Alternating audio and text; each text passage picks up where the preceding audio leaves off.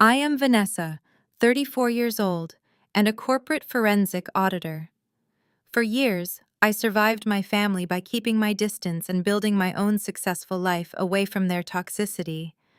But when they brought their greed and cruelty into my home and targeted my daughter, I stopped surviving and started dismantling their entire world.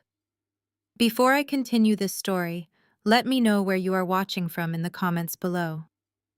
Hit like and subscribe if you have ever had to stand up to family members who dangerously underestimated your worth and intelligence. The heavy wooden front door swung open as three armed police officers rushed into my living room. The moment they crossed the threshold, the atmosphere shifted so drastically, it gave me whiplash. My mother, Barbara, instantly dropped her aggressive, monstrous posture.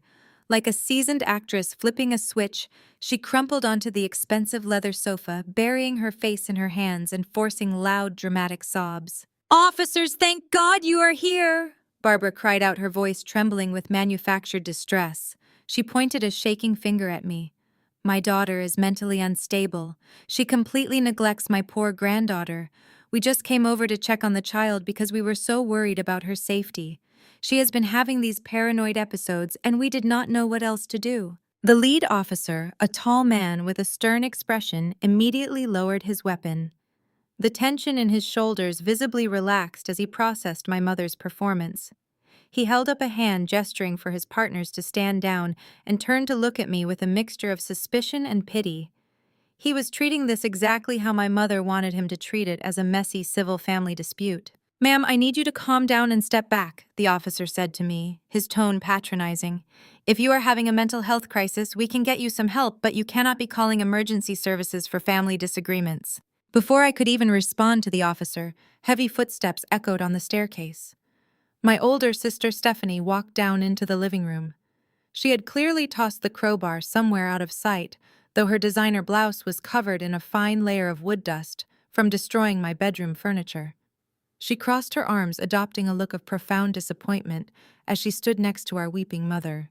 "You have always been paranoid, Vanessa," Stephanie sneered, shaking her head. "Just like when you accused Mom of stealing your college fund years ago. Even though everyone knows, you just were not smart enough to get academic scholarships like I did. You always blame us for your own failures. You cannot even manage your own household or take care of your kid without having a total meltdown." My daughter Mia was still huddled in the corner, clutching her knees and shaking silently. Seeing the fear in her eyes ignited a cold, calculating fury inside me. My mother and sister were banking on my emotional reaction. They wanted me to scream, to cry, to lose my temper in front of law enforcement, so I would look exactly like the unstable, hysterical woman they claimed I was. But they forgot what I do for a living. As a corporate fraud investigator, I do not deal in emotions. I deal in irrefutable data. I did not scream. I did not defend myself against Stephanie's ridiculous accusations about college funds. Instead, I reached into my work tote and calmly pulled out my tablet. I tapped the screen a few times, accessing the encrypted application that linked directly to my home security system. "Officers," I said, my voice completely devoid of panic. "I am a forensic auditor for the federal government. I deal with liars, thieves, and fabricators every single day. I do not have a mental health issue, but I do have a fully integrated cloud-based security system with hidden 4K cameras installed in every room of this house. Let us see what actually happened before you arrived." I turned the tablet around and hit play on the nursery camera footage. The high-definition video was crystal clear. It showed my mother, Barbara, cornering Mia against the bookshelf. The audio captured Barbara threatening to lock Mia in the basement if she did not tell them where my safe was hidden. The video then clearly showed Mia trying to reach for the landline phone on the desk, only for Barbara to viciously slap my 8-year-old daughter's hand away so hard the phone clattered to the floor.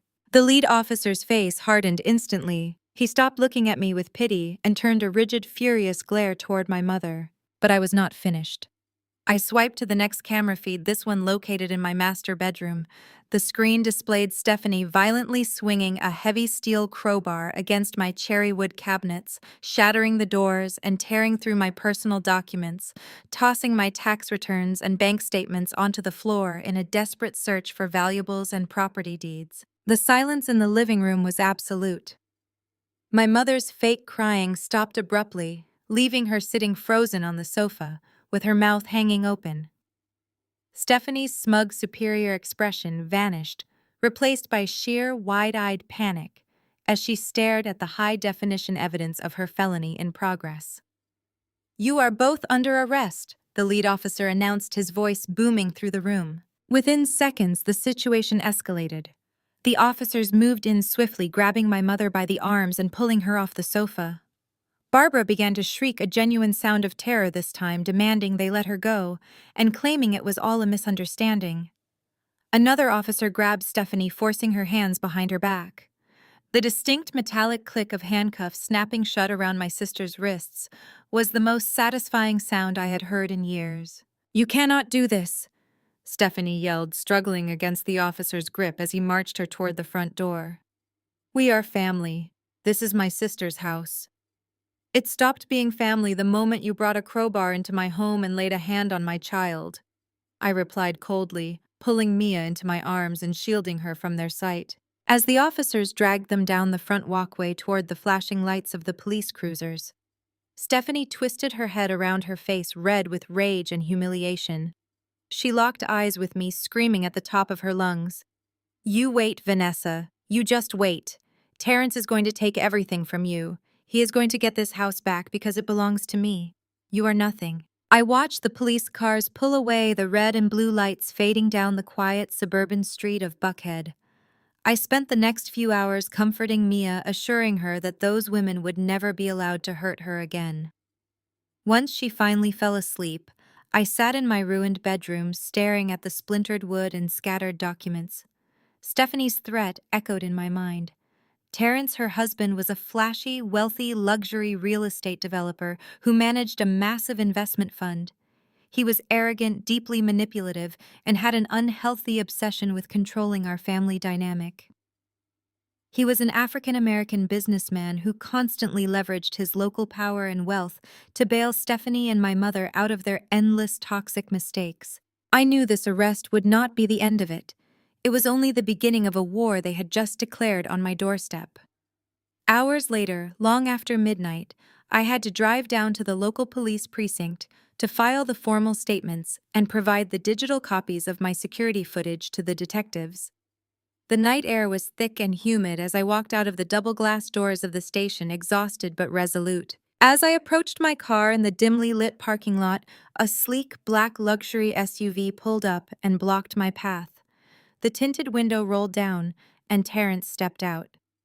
He was dressed in a sharp designer suit, looking entirely out of place in the gritty police lot. He slowly adjusted his cuffs, making sure the streetlights caught the gleam of his heavy gold Rolex. He leaned against the hood of his vehicle, blocking my way to my driver's side door, a menacing smile playing on his lips. "You really think a little video clip matters, Vanessa?" Terrence asked, his voice smooth and dripping with condescension. "You think you can embarrass my wife and my mother-in-law and just walk away?" I stood my ground, clutching my keys tightly. "They broke into my house and assaulted my daughter, Terrence. The footage is with the detectives. They are facing felony charges." Terrence threw his head back and laughed, a cold, humorless sound that echoed across the empty asphalt. "Felony charges," he mocked, shaking his head. "I just paid their bail in cash. They are already on their way home to sleep in a warm bed. You do not understand how this city works, Vanessa. I own the judges in this county. I fund the political campaigns of the people who sign those arrest warrants. Your little stunt tonight changes absolutely nothing." He stepped closer, towering over me, the smile vanishing from his face entirely. "By tomorrow morning, my lawyers are making a call." Terrence threatened, his tone dropping to a vicious whisper. "Child Protective Services will be at your door before you even finish your morning coffee. They will take Mia away from you. I will personally see to it that you are evicted, and you will be out on the street exactly where you belong." You are a broke, single failure, Vanessa, and tomorrow I am going to erase you. I did not sleep that night. I sat by Mia's bed watching her chest rise and fall as Terrence's threat echoed in the silent room. He promised to send Child Protective Services. At 7 in the morning, the heavy pounding on my front door rattled the window panes. I pulled my robe tight and walked down the hallway. I expected a lone social worker. Instead, I found two armed police officers standing alongside a stern woman in a sharp gray suit. She held up a gold badge. "Ms. Vanessa Carter," she said, her tone devoid of warmth. "I am Agent Miller with Child Protective Services. We received an anonymous emergency tip regarding the immediate safety of a minor in this residence. We have a court order to inspect the premises." They stepped inside, scanning my living room as if expecting to find a drug den. Agent Miller handed me a piece of paper bearing a judge's signature. The same corrupt Judge Terrence had likely bought. I read the allegations typed on the page. Severe neglect, narcotic distribution, imminent danger to an 8-year-old child. My heart hammered against my ribs, but my training kicked in. Panic is the absolute enemy of a forensic auditor. I folded the paper and handed it back to her. "You are welcome to search," I said evenly. "My daughter is asleep upstairs. Please do not frighten her." Agent Miller signaled the officers. One stayed with me in the living room while the other followed Miller up the stairs. I listened to their heavy boots on the hardwood floors. I knew my house was pristine. I focused on maintaining a slow, steady breathing pattern. 10 minutes passed. Then 15. Suddenly, a sharp voice echoed from the top of the stairs. Agent Miller marched down holding a clear plastic evidence bag with a gloved hand. Inside the bag was a small Ziploc pouch filled with a packed white powder. "We found this taped underneath the sink in your daughter's bathroom," Agent Miller stated, her voice heavy with accusation.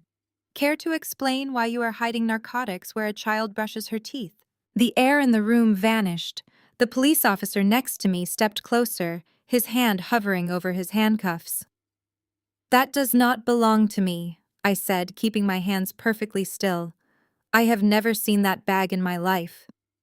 Agent Miller shook her head, a look of profound disgust washing over her features. "Save it for the judge. We are taking the child into emergency custody, and you are under arrest for possession and child endangerment." The front door swung open. Stepping onto my porch was my mother. Barbara stood there with Terrence looming right behind her on the sidewalk. She began wailing the moment she saw the plastic bag clutching her chest in a theatrical display of agony. "I knew it," Barbara screamed for every neighbor to hear. "I told you she was using again. She has been an addict since she got pregnant at 25 and ruined her life. She threw away her future and is going to kill my granddaughter. Take the child. Save that little girl from her own mother." Terrence stood by the curb, arms crossed, a smug grin across his face. He nodded solemnly, playing the concerned, wealthy patriarch, cleaning up my mess. This had always been their narrative. Because I had Mia as a single mother, because I refused to marry a rich man, my family branded me a ruined woman. Now they were weaponizing that lie to rip my daughter away. The officer reached for his handcuffs.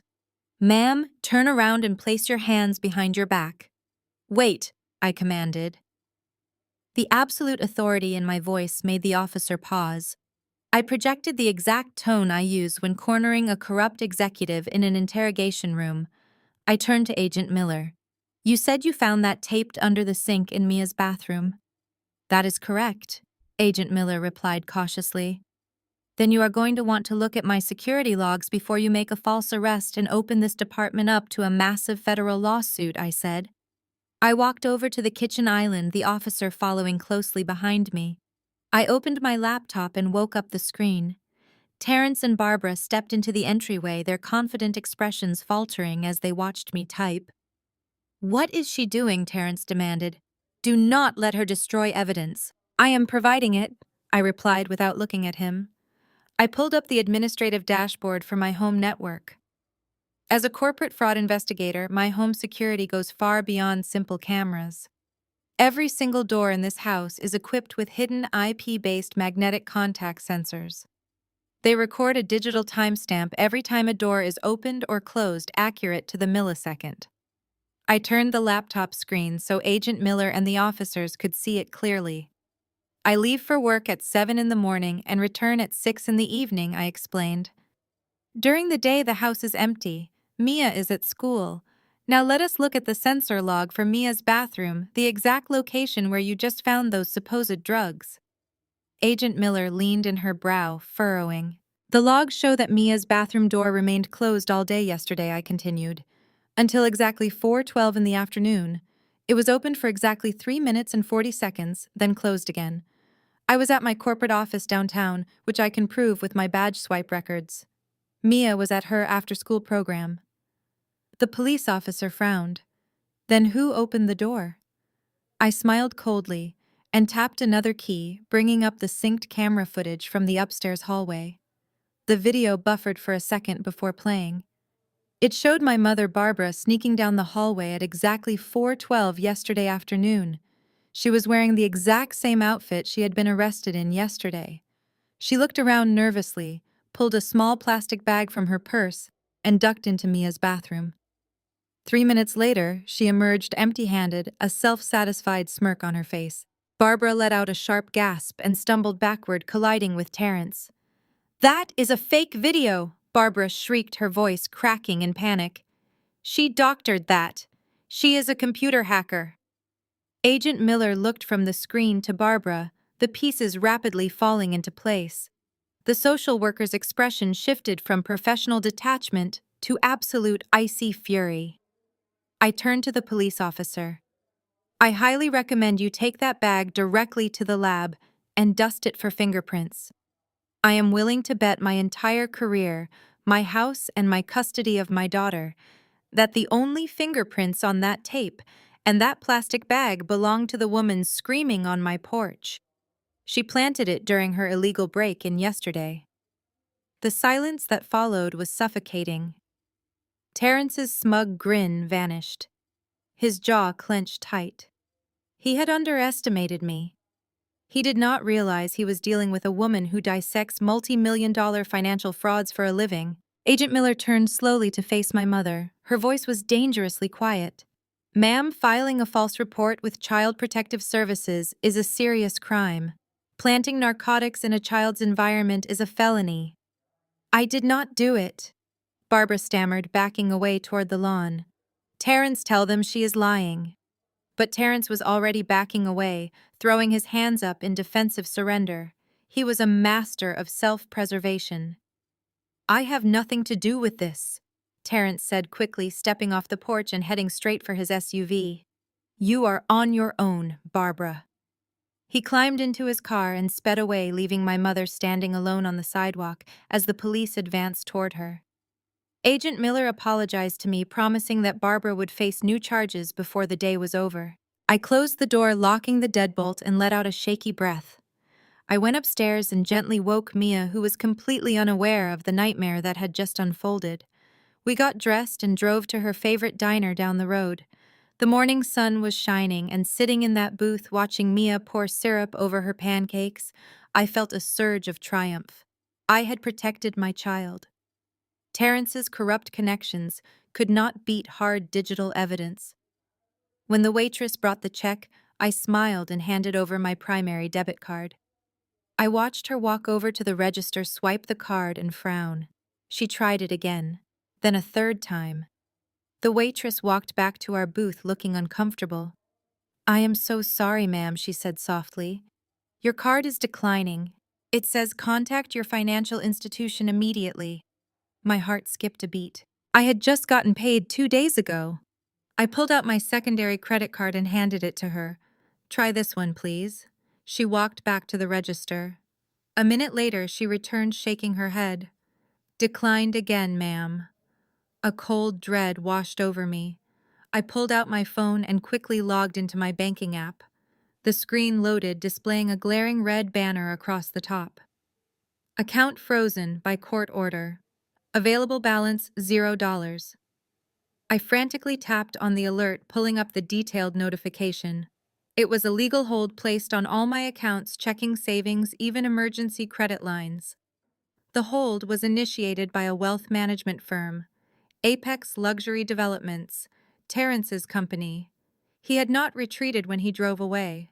He had simply executed his next move. The raid was a distraction to keep me busy while he enacted a total financial blackout. Without access to a single dollar, I could not hire a lawyer or pay for my daughter's breakfast. Terrence was systematically cutting off my oxygen, and I had no idea how deep his sabotage ran. I drove straight to my bank branch in downtown Atlanta. Mia was safely at her after-school program, oblivious to the financial guillotine dropping on our lives. I bypassed the crowded teller line and walked directly into the private office of the branch manager. He was a man I had worked with for 6 years, managing my personal savings and corporate expense accounts. He looked up from his desk, his face instantly draining of color. He refused to meet my eyes, awkwardly shuffling paperwork. I demanded to know exactly why my debit card had been declined and why my accounts were locked. He nervously pulled a thick manila file from his bottom drawer and slid it across the desk. It was an emergency civil court injunction. Terrence had filed it at 9 o'clock this morning. The document claimed I was undergoing a severe psychiatric break and posed a danger to myself. Attached to the injunction was a power of attorney bearing a signature that looked remarkably like mine, granting Terrence unrestricted control over my finances. The paperwork stated he was stepping in as the financial guardian of the family trust to prevent me from squandering assets during my supposed mental health crisis. I stared at the manager, my voice deadly calm. I have never signed a power of attorney in my life, and my paycheck goes into a personal checking account, not a family trust. The manager swallowed hard, wiping sweat from his forehead. He explained that Terrence had presented a ruling signed by a county magistrate compelling the bank to freeze all my individual assets immediately. The order demanded the bank funnel my personal savings into a conservatorship account managed solely by Apex Luxury Developments. My own brother-in-law had legally hijacked my financial identity before lunch. I asked the manager for a hard copy of every document Terrence had submitted. He hesitated, citing privacy regulations, but I quickly reminded him of my profession. I told him I am a federal corporate forensic auditor who could have federal investigators crawling through his branch by tomorrow morning if he chose to obstruct me. He printed the file without another word. I walked out of the bank with the forged documents in hand, my analytical mind taking over. Terrence thought freezing my money would make me panic. Instead, he had handed me a direct paper trail leading back to his fraud. I knew exactly where Terrence and Stephanie spent their Tuesday afternoons. They treated Buckhead like their personal playground, constantly flaunting their wealth. They always dined at the same exclusive French bistro near the luxury shopping district. I drove to the restaurant, parked, and walked through the heavy glass doors, bypassing the host stand. I spotted them instantly in a private velvet-lined corner booth. Stephanie was wearing a vibrant silk blouse she had probably purchased using my mother's stolen money. She was delicately eating lobster risotto, looking perfectly at ease. Terrence sat across from her, sipping an expensive scotch and laughing loudly. I hit record on my phone, slipped it into my blazer pocket, and approached their table. I dropped the forged power of attorney directly onto Stephanie's plate. The stack of heavy legal papers splashed into her risotto. She shrieked, jumping back as the creamy sauce ruined her designer sleeve. Terrence slammed his crystal glass down, his arrogant smile twisting into an aggressive sneer.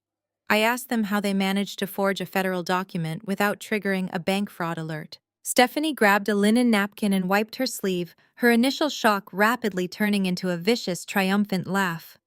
She looked at me with pure condescension, enjoying my apparent desperation. "You really thought Dad left that trust money to you, Vanessa?" She mocked, her voice carrying over the quiet hum of the restaurant. "You were just the ugly duckling who paid the mortgage while we lived our actual lives. Terrence is managing the family wealth now." Her words hit me like a physical strike to the chest.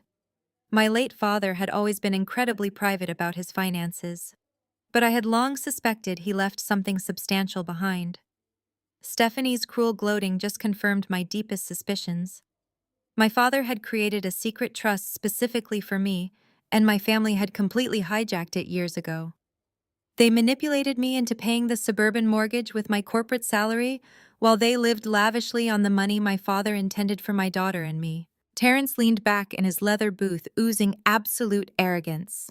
He did not deny the forgery. His fragile ego demanded he brag about his perceived brilliance. "You can take that wet piece of paper to any police officer in Atlanta," Terrence boasted, his voice perfectly captured by the hidden microphone in my pocket. "They will not do a single thing to help you." I golf with the magistrate who signed that emergency order. I personally fund his political re-election campaigns through my development company. He signed that injunction without even looking at the signature on the page. "You have no money, no power, and no trust fund. You are nothing but a pathetic squatter in your own life, and I am the landlord." I looked at both of them, absorbing their unearned arrogance. I did not scream or cause a public scene that would validate their fake psychiatric claims. I simply smiled, retrieved the sauce-stained document from her plate, and walked out of the restaurant without another word. Terrence's confession was securely recorded, saved, and automatically uploading to my secure encrypted cloud server. I had them exactly where I wanted them. I drove straight to the federal building downtown. During my years as a corporate auditor, I had built a highly reliable network of contacts in law enforcement. One of my most trusted allies was Special Agent Marcus Vance, an FBI operative specializing in white-collar crime and regional political corruption. I had helped Marcus untangle a massive corporate embezzlement case 2 years ago, and he owed me a favor. I walked into his secure office and placed the wet power of attorney on his desk, followed by my phone containing the audio recording. Marcus listened to the entire interaction, his expression growing darker with every word Terrence spoke. When the recording finished, Marcus paused the audio and looked at me gravely. "Terrence is openly admitting to manipulating a local magistrate," Marcus said, his professional demeanor sharp.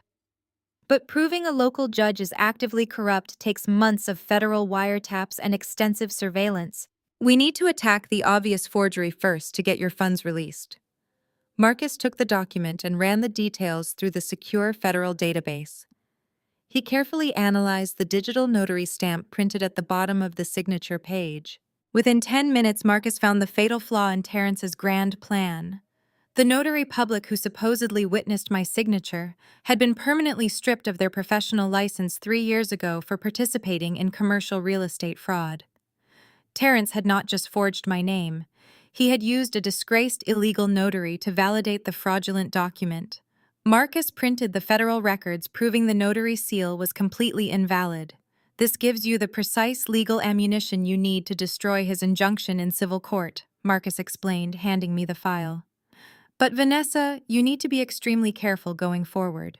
Terrence is deeply embedded with some very dangerous private equity groups in this city.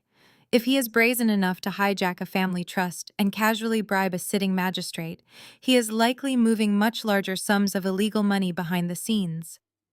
This is not just a petty family dispute anymore. This is an active federal crime scene." I thanked Marcus warmly, taking the file containing my salvation. I had the precise weapon I needed to unfreeze my bank accounts and expose Terrence's local corruption. I felt a surge of absolute clarity. I walked out of the federal building, the bright afternoon sun beating down on the concrete plaza. I dialed my lawyer's number, ready to file an emergency motion to dissolve the psychiatric hold. Before the call could connect, a man in a rumpled gray suit stepped out from behind a concrete pillar. He deliberately blocked my path, holding a thick manila envelope. "Vanessa Carter," he asked, his tone entirely transactional and flat. I nodded slowly, my guard instantly going up. He shoved the envelope against my chest and quickly walked away. "Consider yourself served," he called out over his shoulder. I ripped open the envelope right there on the sidewalk. It was an expedited eviction notice. The plaintiff listed on the legal document was not a traditional bank or a standard mortgage lender. It was Apex Luxury Developments. My eyes frantically scanned the dense legal jargon, my heart pounding violently against my ribs. Terrence had not just frozen my cash to make me panic. He had somehow legally transferred the physical deed of my suburban home into his company's name. I was being ordered to vacate my own property within 48 hours. I was being ordered to vacate my own property within 48 hours. I stared at the crisp white legal document in my trembling hands. The eviction notice mocked the life I had painstakingly built from scratch. Terrence had executed his strategy with terrifying precision. By freezing my checking accounts and attempting to throw my daughter and me out onto the street before the weekend, he expected me to crumble. He wanted me to panic, to break down and beg for his mercy. But my brother-in-law had made one critical miscalculation. By forcing this battle into a civil courtroom, he had dragged me into my own territory. A courtroom is a place where raw data and documented facts hold absolute power over empty wealth and suburban gossip. I am a forensic corporate auditor. I do not deal in panic, I deal in evidence.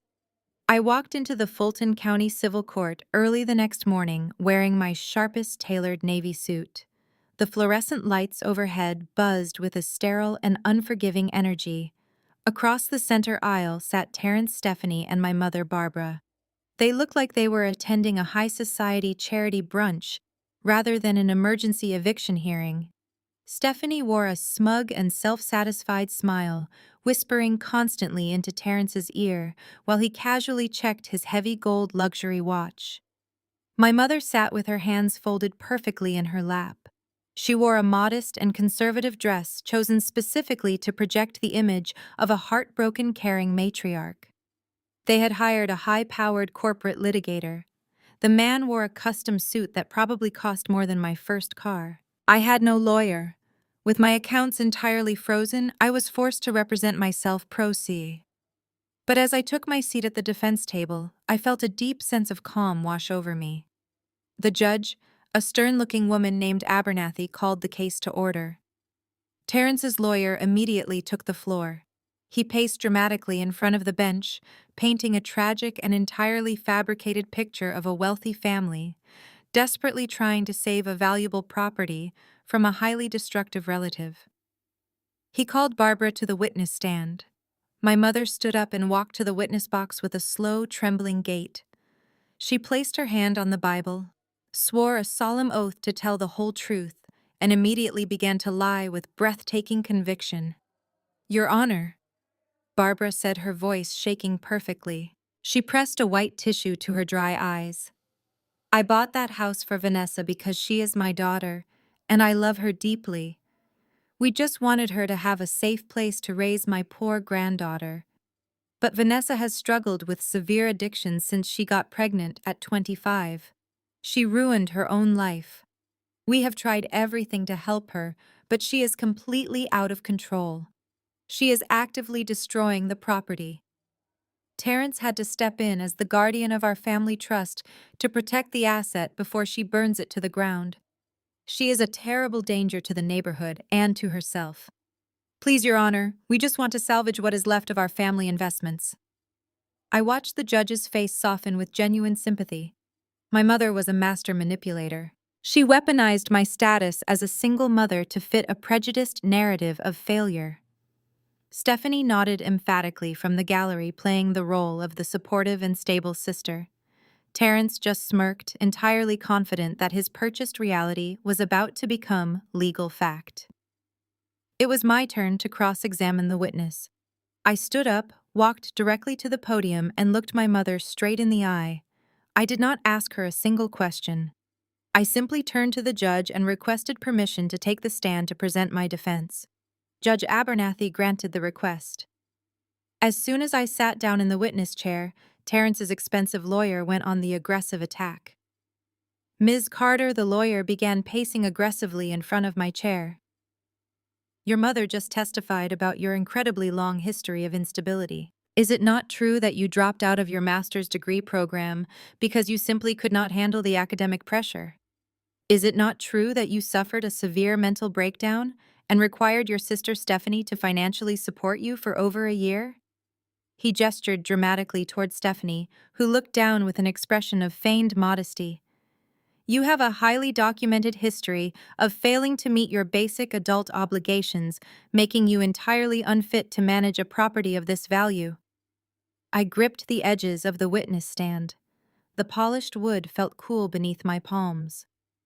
I dropped out of my master's degree program at 25 because my mother, the woman sitting right over there, stole my identity, I stated firmly. My voice echoed clearly across the silent courtroom. She illegally opened 4 separate high-limit credit cards. She put them entirely in my name and maxed them out to 0, completely destroying my credit score. And she did it so she could fund a year-long luxury vacation in Paris for Stephanie. I was forced to drop out because I could no longer secure federal student loans. My sister did not financially support me for a single day. I was working 3 minimum wage jobs just to pay off the fraudulent debt my own mother saddled me with, so her favorite golden child could drink expensive champagne in France.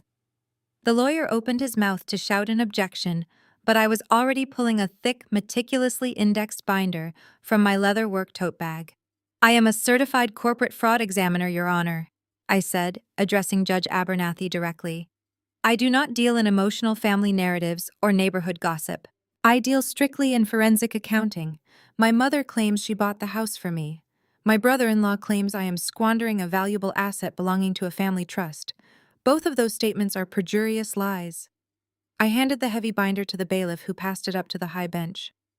"Inside that binder you will find certified property tax records, 7 years of continuous bank wire transfers from my personal payroll account, and the original closing disclosures," I explained methodically.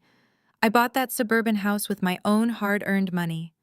I paid every single mortgage installment, every utility bill, and every property tax assessment from my own corporate salary. Terrence's company, Apex Luxury Developments, has absolutely no financial footprint on this property. He used a highly fraudulent power of attorney to temporarily freeze my liquid bank assets. Now he is attempting an illegal expedited eviction to seize a family home he does not actually own." Judge Abernathy adjusted her glasses. Her eyes rapidly scanned the meticulous financial logs and certified banking statements I had prepared. The entire courtroom was dead silent. I could hear Stephanie's rapid, panicked breathing echoing from the wooden gallery benches. Terrence's lawyer suddenly looked very uncomfortable. He was shifting his weight, realizing his wealthy client had handed him fabricated information. The judge flipped to the final page of my binder, looked up, and fixed a cold, furious stare directly on Terrence. "Counsel," the judge said, her voice sharp and cutting like broken glass. "Your client's claims of property ownership are completely unsubstantiated by these financial records. Furthermore, Ms. Carter's documented employment as a federal auditor severely undermines your ridiculous allegations of severe addiction and mental instability. I am granting an immediate 30-day stay of eviction. I am also ordering a full evidentiary review of the power of attorney your client filed in this county. If I find that document was falsified in any way, I will personally refer this entire matter to the district attorney for immediate criminal prosecution." I stepped down from the witness stand, feeling a massive surge of adrenaline coursing through my veins. I had won the battle. Terrence's face was purple with uncontained rage. Stephanie was frantically whispering to him, her perfectly manicured hands shaking uncontrollably. My mother absolutely refused to look at me, staring rigidly at the carpeted floor. I gathered my tote bag and walked out of the courtroom. My heels clicked loudly and rhythmically against the polished marble floor of the courthouse lobby as I rode the glass elevator down to the ground floor. The initial rush of victory began to slowly fade. It was quickly replaced by a cold, creeping realization that settled heavily in my stomach. My analytical mind started connecting the disparate pieces of the puzzle. Terrence was a multi-millionaire luxury real estate developer. He lived in a sprawling modern mansion located in a highly exclusive gated community. He had absolutely zero interest in living in my modest suburban 4-bedroom house. He did not need my property for himself. He needed me out of the house immediately. Why 48 hours? Why the incredibly aggressive, desperate push to physically remove me from the premises before the weekend even started? My mind snapped back to the horrific day of the initial break-in. Stephanie was not just tearing up my master bedroom for fun. She was using a heavy steel crowbar to pry open my securely locked cabinets. She was frantically searching for something highly specific, something she knew was hidden somewhere inside that room. Terrence did not care about living in the house. He desperately needed the physical original deed to the property. He needed the notarized paper document that proved my absolute ownership. It was the one vital piece of evidence that could expose his entire fraudulent transfer scheme and send him to federal prison. And Terrence knew exactly where my late father had taught me to hide important documents. I sprinted out of the heavy courthouse doors and practically threw myself into my parked car. I broke 3 different speed limits racing back to the Buckhead suburbs. My tires screeched loudly against the driveway asphalt as I slammed on the brakes. I fumbled frantically with my house keys, shoved the heavy front door open, and ran straight up the wooden staircase. I rushed directly into my master bedroom. The room was still a complete disaster zone from Stephanie's violent rampage earlier in the week, but I ignored the shattered wooden cabinets and the torn clothing scattered everywhere. I dropped to my knees in the dark back corner of my spacious walk-in closet. I pulled back the heavy wool rug and frantically felt for the slight familiar groove in the hardwood floor. My father had built a hidden floorboard safe years ago. It was a highly secure cavity meant to protect our most vital family documents from theft or fire. It was cleverly designed to be virtually undetectable unless you knew exactly where to press and how to apply pressure. I pushed firmly against the wooden panel, fully expecting to feel the familiar, solid resistance of the advanced biometric lock engaging beneath the surface. Instead, the wooden panel gave way instantly. It had been brutally and systematically smashed open. The heavy steel lid of the internal safe was bent violently backward, its thick metal hinges completely snapped and twisted. I reached my shaking hand down into the dark, hollow space. My stomach plummeted into an endless, terrifying abyss. My fingers scraped against the cold metal bottom of the enclosure. The safe was completely empty. The original physical deed to my house was gone. Terrence had not just tried to evict me to cause me pain. He had orchestrated the entire terrifying sequence of events to keep me distracted and out of the house long enough to steal the only document that could stop him. I sat on the floor of my closet, surrounded by the wreckage of my life, clutching the empty air. The eviction was just a smokescreen. The real theft had already happened. I pulled my phone from my pocket, my mind racing through thousands of corporate fraud scenarios I had studied over my entire career.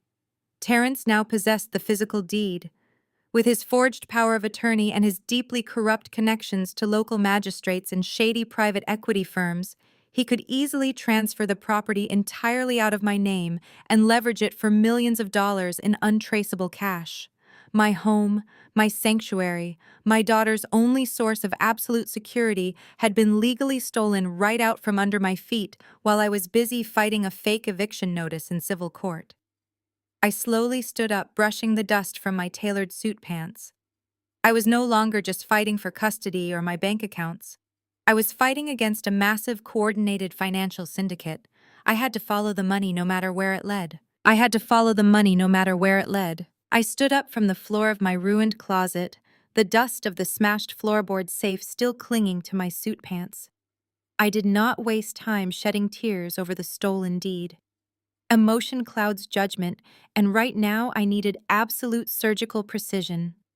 I walked downstairs to my home office, locked the heavy wooden door behind me, and booted up my encrypted work terminal. As a senior forensic auditor, I possess clearance levels that grant me access to global financial registries, corporate tax filings, and deep-tier property databases. Terrence thought he had outsmarted a hysterical, broken woman. He forgot he had declared war on a financial investigator who dismantles multinational syndicates before her morning coffee. I opened my primary tracking software and typed in the name of his company, Apex Luxury Developments. The screen populated with a dizzying web of subsidiary LLCs holding companies and offshore trust accounts. Terrence had structured his business like a Russian nesting doll, designed specifically to confuse local tax authorities and hide the true flow of capital. But I am not a local tax authority. I know how to spot the invisible threads that connect dirty money. I initiated a deep dive into Apex's recent transactional history, filtering for major capital injections within the last 48 hours. My fingers flew across the keyboard, bypassing standard firewalls and pulling raw banking data. There it was. A massive glaring anomaly flashing on my monitor. Yesterday afternoon, while I was sitting in a police station dealing with my mother's fabricated drug charges, Apex Luxury Developments had secured a massive $10 million commercial real estate loan. I pulled up the lender information. It was not a traditional bank or a reputable financial institution. The loan originated from a shadow entity called Blackwood Global, a notoriously aggressive private equity group known in the auditing world for high-interest predatory lending.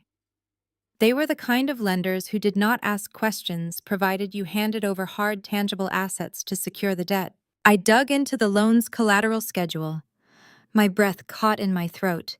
Terrence had bundled 5 properties together to secure the $10 million.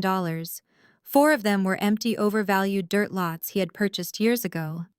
The 5th property, the anchor asset that tipped the scales and convinced the private equity underwriters to approve the massive cash injection, was my house in Buckhead. Terrence had used his forged power of attorney and the original physical deed he stole from my safe to pledge my home as collateral. If he defaulted on that $10 million loan, Blackwood Global would legally seize my house. My phone suddenly vibrated on the desk, shattering the silence of my office. The caller ID displayed my sister's name, Stephanie. I hit the green button and put the phone on speaker, tapping the record function on my secondary monitor. "Hello, Stephanie," I said, keeping my voice completely flat and devoid of the rage boiling in my veins. A sharp, cruel laugh echoed through the speaker. "You really thought Dad left that trust money to you, Vanessa?" Stephanie gloated, her voice dripping with sheer condescension. I could hear the clinking of crystal glasses in the background. She was likely sipping champagne, celebrating my supposed demise. "You were always so naive. You were just the ugly duckling who paid the mortgage while we handled the real business. You kept the lights on, but Terrence is managing the family wealth now." I stared at the blinking cursor on my screen. "Managing the wealth?" I asked, prompting her to dig her own grave. "Oh, absolutely," Stephanie bragged, entirely eager to rub my nose in her perceived victory. "Terrence just secured the funding to build a brand new luxury high-rise in downtown Atlanta. It is going to be the crown jewel of the city. And your little suburban house is the collateral that made it happen. Finally, you are useful to this family, Vanessa. Mom is so proud of us. We are taking the Apex brand to the next level, and you are going to be watching from the gutter." She hung up, leaving a dial tone ringing in the quiet room. I sat back in my ergonomic chair and processed her words. My mother and my sister actually believed the lie. They genuinely thought Terrence was a brilliant real estate tycoon building a legacy high-rise. They thought they were part of a master plan to elevate the family's status. They were completely delusional. I turned back to my databases. If Terrence had just secured $10 million to build a luxury high-rise, there would be a massive paper trail. I searched the Atlanta municipal zoning records. 0 permits filed under Apex Luxury Developments. I searched the commercial contractor databases for the entire state of Georgia. 0 bids requested. 0 invoices paid for steel concrete or architectural surveying. Terrence was not building a high-rise. So where did the $10 million go? I isolated the routing numbers from the Blackwood Global loan disbursement.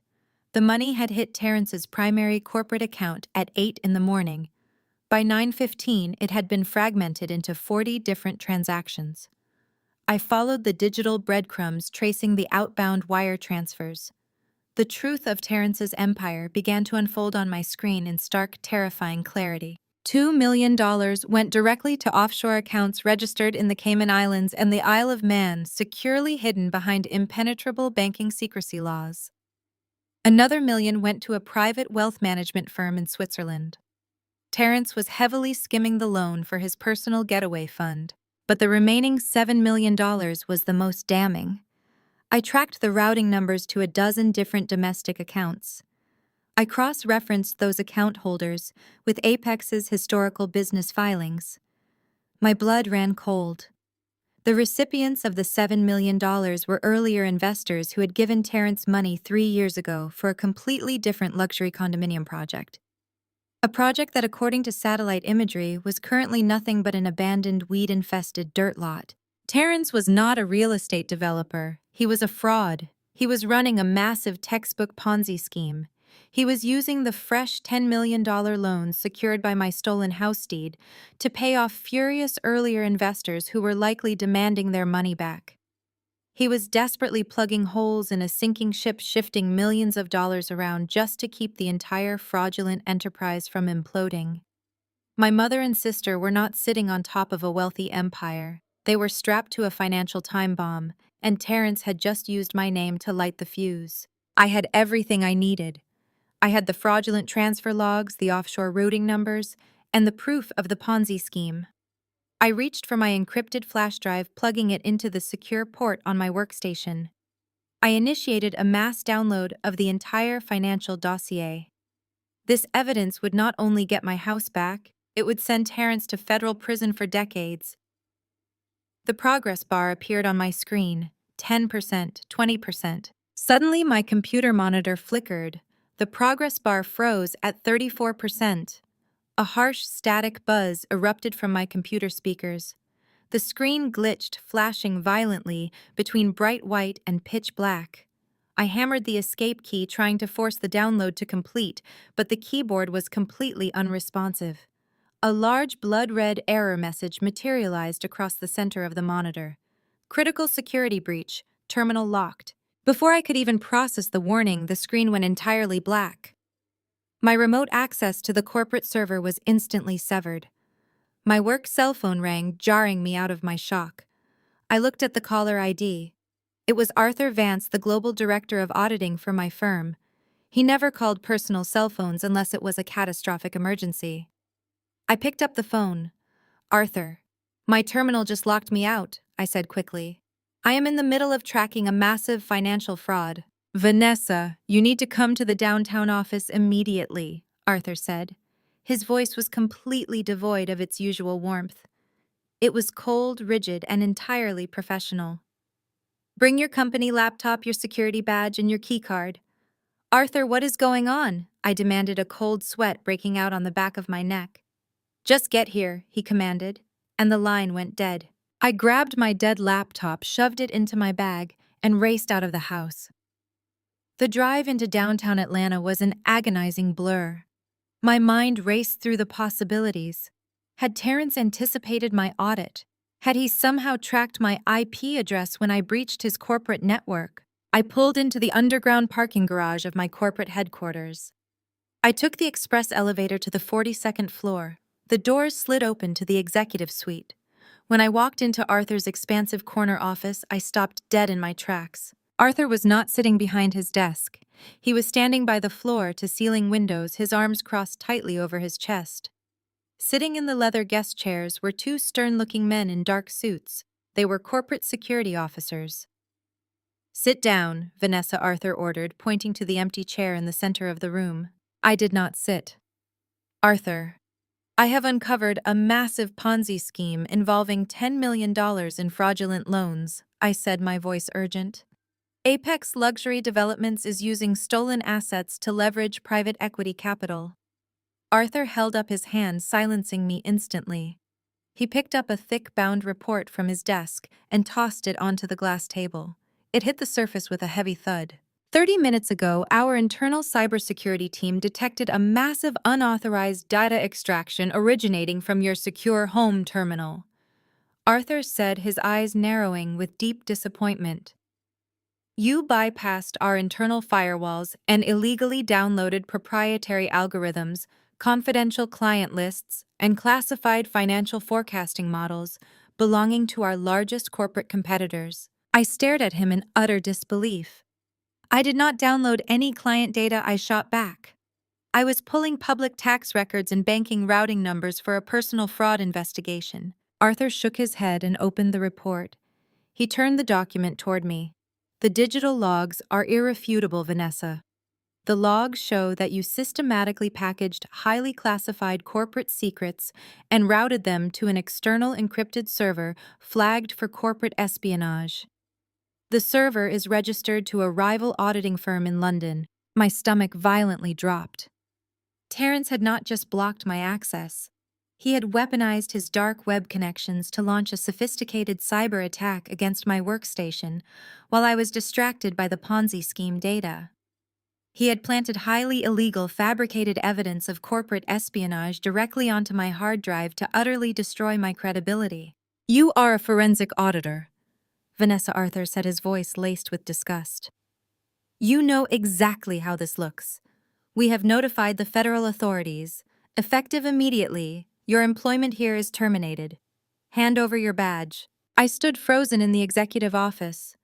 Terrence had frozen my money. He had stolen the deed to my house.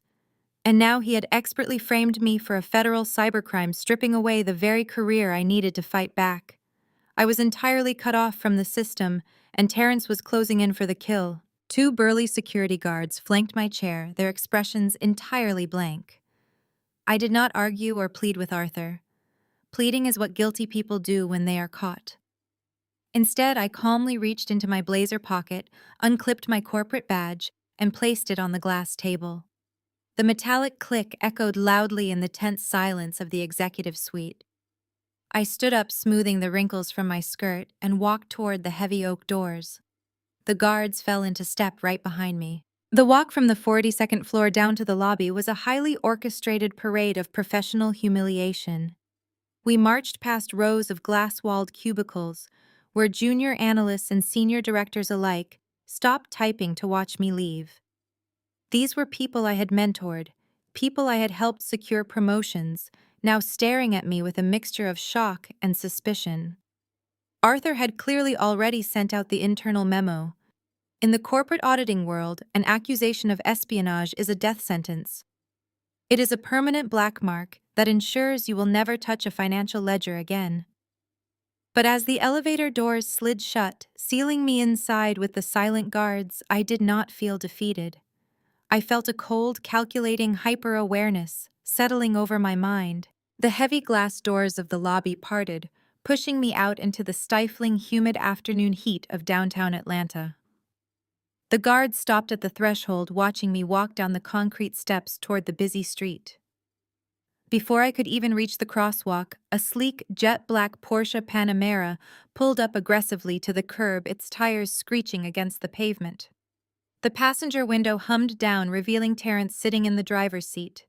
He was wearing a custom-tailored suit and a pair of expensive aviator sunglasses, looking every bit the triumphant villain who had just successfully executed a flawless corporate coup.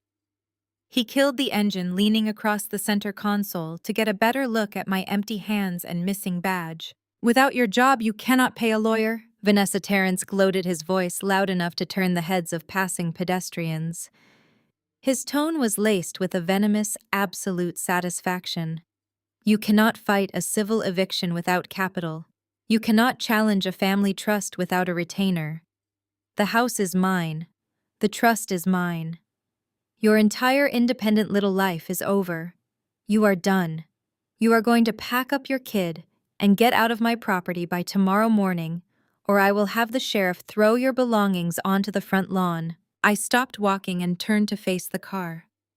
That was when I noticed my mother sitting in the passenger seat next to him.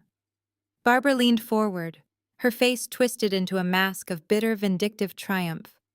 She looked at me not with the concern of a mother whose daughter had just lost her livelihood, but with the smug satisfaction of a rival who had just won a bitter, decades-long argument. "If you had just listened to me, you would not be in this situation," Barbara spat, adjusting the collar of her silk blouse. "If you had just married a rich man like your sister did, instead of insisting on being this independent, stubborn career woman, you would not be standing on the street right now. You always had to prove you were smarter than us. You always had to be the one paying the mortgage and acting so superior. Well, look at you now. You are broke, you are unemployed, and you are homeless. You brought this entirely on yourself by refusing to accept your place in this family." Her words were designed to break my spirit, to reduce me to the terrified, dependent child she always wanted me to be. They wanted me to collapse on the pavement and beg for their financial mercy. They wanted me to submit. I looked at Terrence, then at my mother, and I felt a slow, razor-sharp smirk spread across my face. I did not scream. I did not cry. I simply crossed my arms and leaned slightly toward the open window of the Porsche. You really think I spent 7 years hunting corporate embezzlers without learning how to build a contingency plan? I asked, keeping my voice incredibly low and dangerously calm. Terrence, you are a sloppy criminal. You honestly thought you could launch a cyber attack against a senior federal auditor's workstation and I would not see the digital footprint coming from a mile away. Terrence's smug smile faltered for a fraction of a second, his hands tightening slightly on the leather steering wheel. I know what you did, Vanessa, he sneered, though his voice lacked its previous booming confidence. You got caught stealing from your own firm. Do not try to spin this. I did not steal anything, I corrected him, maintaining direct eye contact. But I knew the exact moment I started pulling your offshore routing numbers that you would try to trigger a lockout. You needed to silence me before I could analyze the data. So you dumped fabricated espionage files onto my hard drive to trigger an automatic network quarantine. It was a decent distraction, but you clearly do not understand how a dead man's switch operates. The color began to drain from Terrence's face. The aviator sunglasses could not hide the sudden rigid tension in his jaw. When I started my investigation into Apex Luxury Developments this morning, I wrote a highly specific automated script on my personal encrypted server. I explained methodically, watching his arrogance evaporate into sheer panic. I set a simple trigger. If my corporate network access was ever suddenly revoked, if my IP address was unexpectedly blacklisted by my firm's IT department, my server would immediately execute a mass data dump. Terrence swallowed hard. What data dump? He demanded, his voice suddenly sharp and breathless. The $10 million commercial real estate loan you secured using my forged deed, I replied, enunciating every single syllable. The $2 million you immediately funneled into shell accounts in the Cayman Islands. And the $7 million you wired to domestic accounts to pay off the angry investors from your failed condominium project, the irrefutable digital proof of your massive multi-million-dollar Ponzi scheme. Barbara looked frantically back and forth between Terrence and me, clearly not understanding the complex financial terminology, but recognizing the absolute terror radiating from her son-in-law.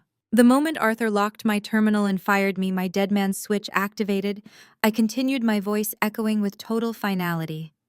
It bypassed the standard corporate email filters and sent your entire offshore tax evasion dossier directly to the private inboxes of every single senior partner at my firm. Terrence's mouth dropped open.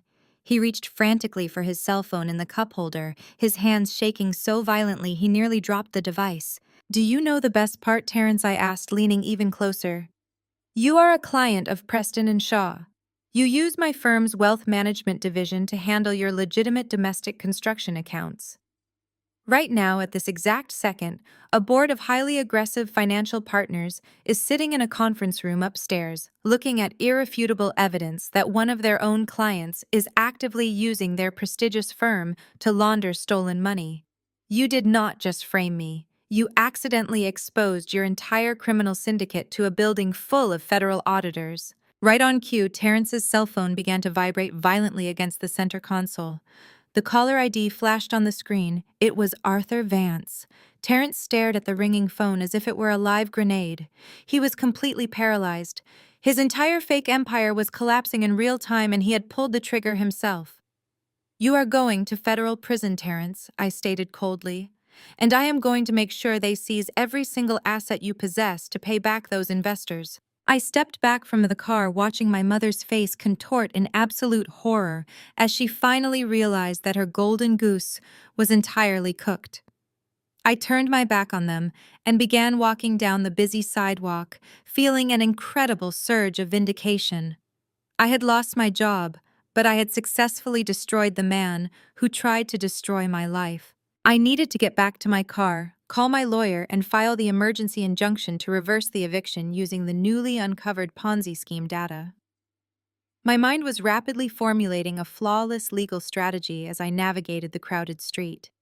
I was 3 blocks away from the parking garage when my personal cell phone suddenly began to ring. I pulled it from my pocket. The caller ID displayed the name of Mia's elementary school. A sharp spike of unease pierced my triumphant mood. It was only 2 o'clock in the afternoon. The school never called this early unless it was an absolute emergency. I swiped the green button and held the phone to my ear. "Hello," I answered, my heart rate accelerating. "Ms. Carter, this is Principal Hayes," a woman said, her voice tight with thinly veiled panic. "We have a highly irregular situation occurring in the front office right now. Your mother and your sister are currently here demanding we release Mia into their custody." I stopped dead in my tracks. Pedestrians bumped into my shoulders, but I could not move. What I demanded, the blood roaring in my ears: "Do not let them anywhere near my daughter. They are not on the approved pickup list." "I know they are not on the list, Ms. Carter," the principal replied, her voice dropping to a harsh whisper. "But they have presented a signed, notarized emergency guardianship order from a county magistrate. They are claiming you have suffered a severe psychiatric break and that you have been legally deemed an unfit parent. They have a police officer with them to enforce the order." The world tilted violently on its axis. The forged power of attorney. They had not just used it to freeze my bank accounts and steal my house. They had used the exact same corrupt magistrate to fabricate emergency family court documents. Terrence's plan was infinitely darker than a simple financial robbery. He knew I would fight back against the eviction. He knew I had the skills to uncover his Ponzi scheme. He needed ultimate devastating leverage to force me to hand over the evidence and drop the investigation. They were not just trying to ruin my life. They were actively attempting to kidnap my 8-year-old daughter straight out of her classroom to use her as a human hostage against me. "Ms. Carter," the principal urged, her voice trembling slightly. "The officer is telling me I am legally obligated to release the child to her grandmother. I am stalling, but I cannot hold them off much longer. You need to get here right now." I dropped my briefcase right there on the concrete sidewalk. I broke into a dead sprint toward the parking garage, ignoring the burning in my lungs and the heavy, suffocating Atlanta heat.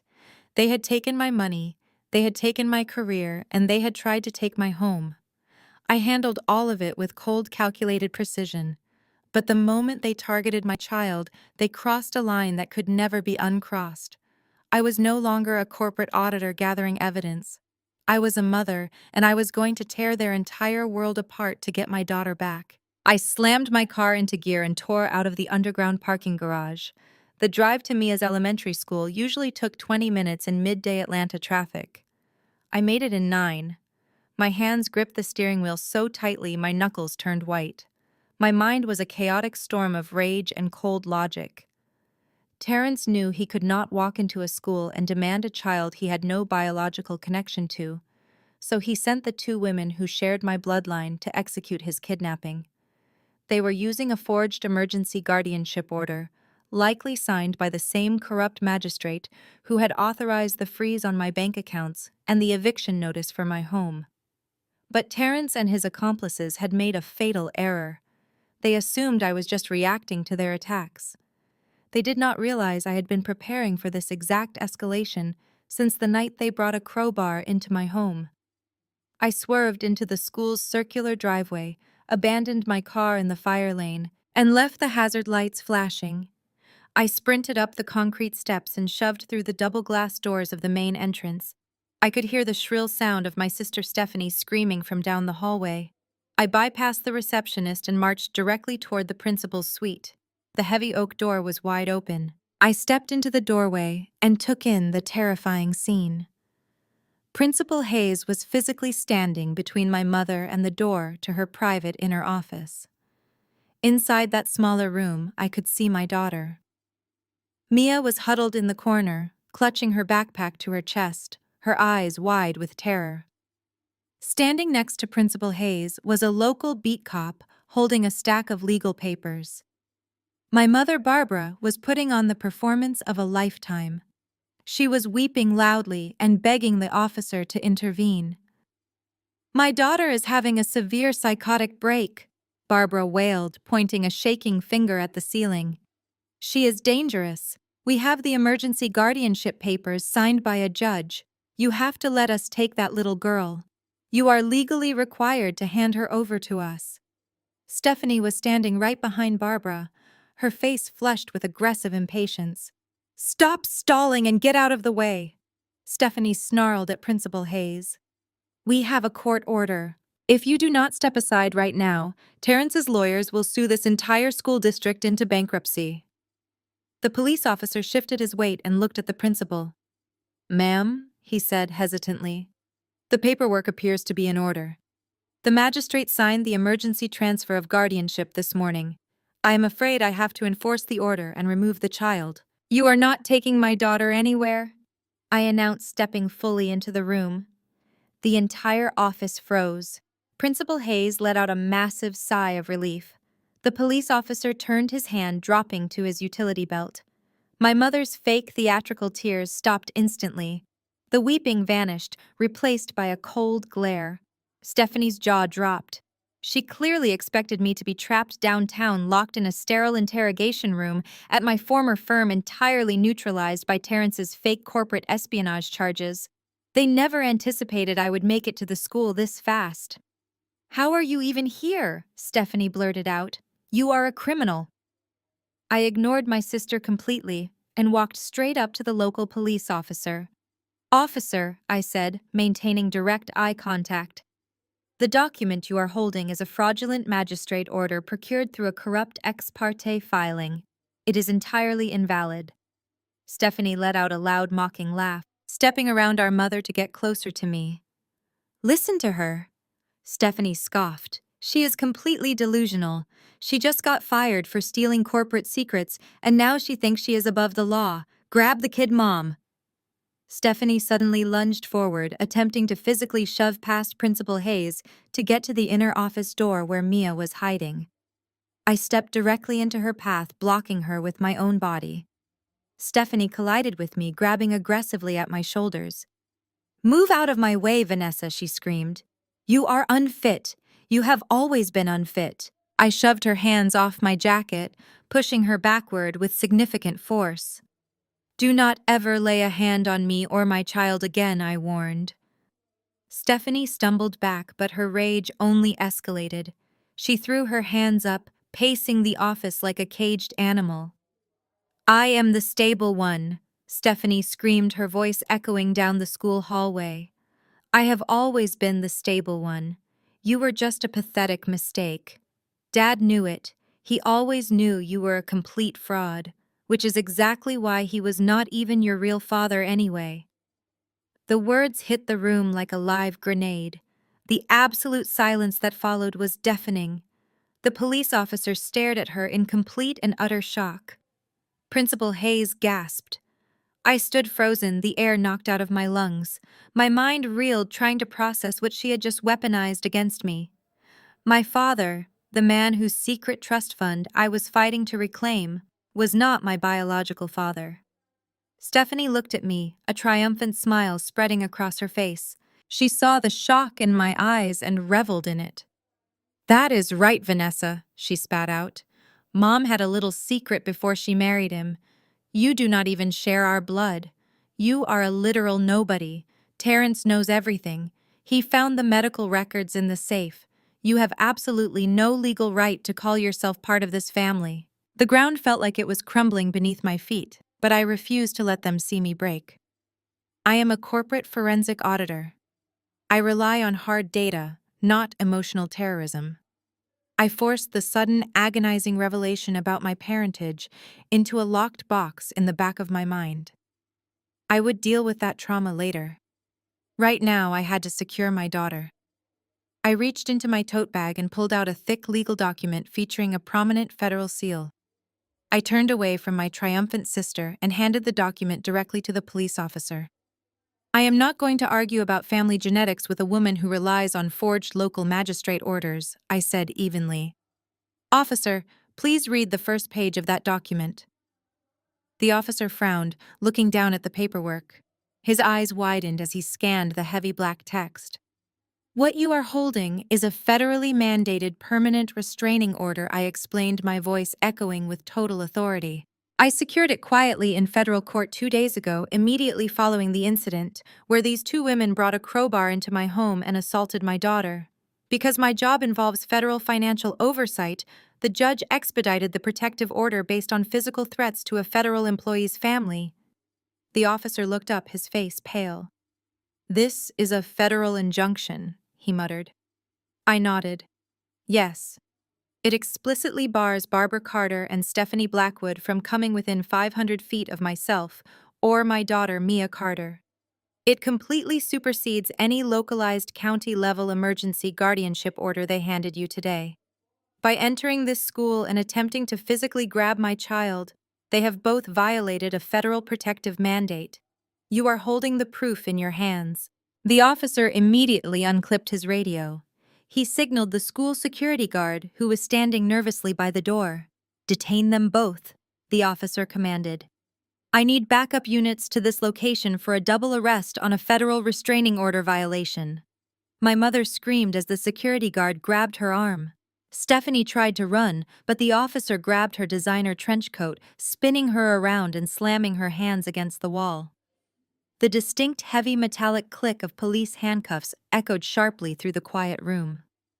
As the police dragged them out into the hallway, Barbara twisted her head around her face, purple with rage. "Stephanie is right," Barbara yelled, her voice echoing down the corridor. "Your biological father was a nobody. You have zero legal right to the family trust, and Terrence is going to legally erase you." I stood in the center of the room, my heart hammering a frantic rhythm. I rushed into the inner office and pulled Mia into my arms, holding her tight. I had saved my daughter from their clutches, but Barbara's final screaming threat shook me to my absolute core. If my father was not my true biological parent, Terrence could use that exact legal technicality to successfully legally void my claim to the massive trust fund and permanently strip away everything I owned, leaving me and my terrified young daughter with absolutely nothing but the clothes on our backs to survive the coming winter. The sterile fluorescent lights of the school hallway buzzed overhead as I held Mia tight against my chest. Her small frame shook with residual sobs, her face buried in my shoulder. The flashing red and blue lights of the police cruisers painted the principal's office walls with a frantic, chaotic energy. My mother and sister were gone, hauled away in cold steel handcuffs, but Barbara's final screaming words echoed relentlessly in my mind like a physical blow. "Your biological father was a nobody." If that statement held even a fraction of legal truth, I was completely exposed. Trust fund beneficiaries are strictly defined by bloodlines and legal adoption. If Terrence could prove I lacked biological standing, his forged guardianship and asset seizures would transition from blatant theft into a legally defensible eviction.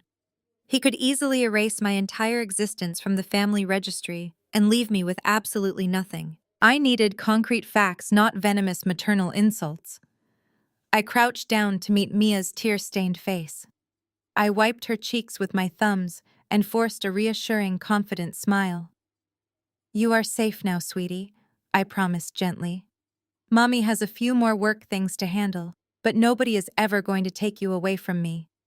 I arranged for Principal Hayes to keep Mia in a secure lockdown classroom with the school resource officer posted directly outside the heavy wooden door. Once I knew my daughter was an impenetrable fortress, I pivoted back to my investigation. I walked out to my improperly parked car, pulled out my laptop, and bypassed my dead corporate network using a mirrored forensic drive. I needed the original, unaltered family estate documents. My mother had purged all records when my father died, replacing our longtime legal counsel with Terrence's slick corporate defense attorneys. She did this to completely hide her tracks. I typed the name of our original family lawyer into the secure search bar. Arthur Pendleton. Barbara had fired him abruptly a decade ago, claiming he was senile and incompetent. I cross-referenced his name with the Georgia Bar Association database. Arthur was not dead or senile. He was quietly practicing out of a modest, forgotten office in a decaying strip mall in Marietta. I slammed my car into gear and merged aggressively onto the busy interstate. 40 minutes later, I pulled into a pothole-ridden parking lot. Arthur's office was wedged tightly between a dry cleaner and a vacant storefront. The brass bell above the door chimed as I walked into a dimly lit room, stacked dangerously high with cardboard banker boxes and fading legal volumes. Arthur sat silently behind a very massive oak desk. He looked considerably older right now. His hair was completely white, but his eyes were sharp and instantly recognized me. Vanessa Carter, Arthur said slowly, setting his pen down on the desk. I always wondered how long it would take you to find me. Your mother made sure I was blacklisted from the major firms, but she could not destroy my private archives. I sat down in the creaking leather guest chair. My mother just attempted to kidnap my daughter, Arthur. My brother-in-law is running a $10 million Ponzi scheme and trying to seize my home. And my mother just screamed in front of a police officer that I am not my father's biological child. I need the absolute truth, and I need it right now. Arthur let out a heavy, exhausted sigh. He stood right up, walked over to a heavy iron filing cabinet in the corner of the very small room. He unlocked it with a small brass key. He pulled out a thick yellowed manila folder and dropped it heavily onto the desk between us. He did not ever mince his words. Barbara is a pathological liar, Arthur stated flatly, opening the brittle folder. You are absolutely your late father's biological daughter. We ran definitive DNA tests when you were an infant, because your paternal grandfather explicitly demanded it before finalizing his financial arrangements. I just stared at the yellowed paperwork. The laboratory seals were original and completely unbroken. The genetic match was a confirmed 99.9%. Why would my mother lie about something so easily disproven? I asked my analytical mind, racing to find the hidden financial motive. Because of the secret ghost trust, Arthur explained, tapping a dense legal manuscript bound in thick blue cardstock. Your paternal grandfather was an extraordinarily successful old money investor. He built a massive international fortune in maritime shipping. He also utterly despised your mother Barbara and your sister Stephanie. He saw exactly what they were beneath the designer clothes. Greedy, manipulative social climbers who only cared about elite status and liquid cash. When he died, he publicly left them a modest allowance to keep them quiet. But privately, he established a ghost trust worth exactly $5 million, and he named you as the sole uncontested beneficiary. I felt the air leave the room. $5 million. I had spent my entire adult life working multiple jobs, fighting for federal student loans, and agonizing over mortgage payments, while a massive fortune sat untouched in my name. Your mother found out about the trust shortly after your father died. Arthur continued, his voice very grim. She demanded I transfer the assets to her absolute control. When I flatly refused her, I threatened to expose her, so she fired me, smeared my reputation, and hired Terrence's corrupt legal team. She fabricated the totally fake story about your paternity to delegitimize your claim in case you ever uncovered the money. She convinced herself that if she repeated the lie enough times, she could legally write you out of the long family history. I pulled the blue manuscript toward me. It was an absolute ironclad, unalterable will. The stipulations were incredibly rigid. The money could only be accessed by me upon my 35th birthday. I turned 35 exactly 3 months ago. I opened my secure laptop right there on Arthur's desk. I tethered it to my mobile hotspot and booted up my independent tracking software. I typed in the routing numbers listed in my grandfather's trust document. The screen populated with a direct feed to a heavily guarded wealth management account. I bypassed the standard viewing restrictions and pulled the massive transactional ledger. My breath caught in my throat as the reversal hit me with the force of a speeding freight train. Terrence had not just stolen my house deed to secure a $10 million loan. That fraudulent loan was just a temporary bandage to stop the bleeding. The absolute real prize was my grandfather's ghost trust. Terrence had used the forged power of attorney to breach the $5 million account the very day after my 35th birthday. I scrolled through the outbound wire transfers. Hundreds of thousands of dollars had been methodically siphoned out every single week. Terrence was completely draining my secret inheritance to keep his failing Ponzi scheme afloat. He was desperately paying off his angry earlier investors, using my grandfather's money. He stole my house because he needed collateral to buy much-needed time. I realized this speaking the horrific truth aloud. But he is bleeding my trust fund dry to save his own life. If he takes the last million, the entire Ponzi scheme collapses anyway, and he goes directly to federal prison. Arthur nodded grimly. He is a desperate man, Vanessa. Desperate men do not care who they destroy to survive. You need to take these original documents to the federal authorities immediately. Once they authenticate the DNA records and the original will, Terrence's forged power of attorney becomes a highly documented federal crime. They will freeze his accounts instantly. I carefully gathered the files, sliding them securely into my leather tote bag. I left the dusty office, drove back to the elementary school, and picked up Mia. I thanked the staff, safely buckled my daughter into the back seat of my car, and drove us back to the very quiet Buckhead suburbs. The sun had already dipped below the tree line. I locked the front door, engaged the deadbolts, and sent Mia upstairs to take a warm bath. I spread the original documents across my dining room table. Suddenly, my phone vibrated. The caller ID was blocked. I hit the speaker button. Terrence's voice crackled through the speaker, completely frantic. Arthur called me, Terrence spat. He told me you visited his office and took the original DNA files and the grandfather's will. You think you are so smart. But you made a massive miscalculation. You went home. The line went dead. The motion sensor floodlights in my backyard violently clicked on. Two massive silhouettes materialized out of the tree line, dressed in dark tactical gear. One held a thick steel crowbar, the other a heavy gasoline canister. They marched directly up the wooden steps. Terrence had sent hired thugs to silence me. I watched the two massive silhouettes breach the tree line through the feed on my security monitor. The digital clock in the corner of the screen flashed 11:59 p.m.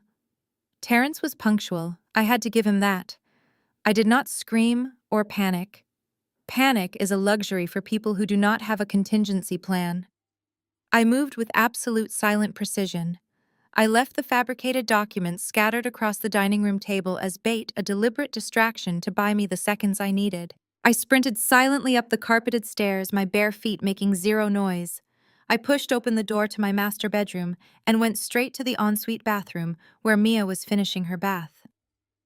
I wrapped a heavy towel around her shivering shoulders and pulled her close.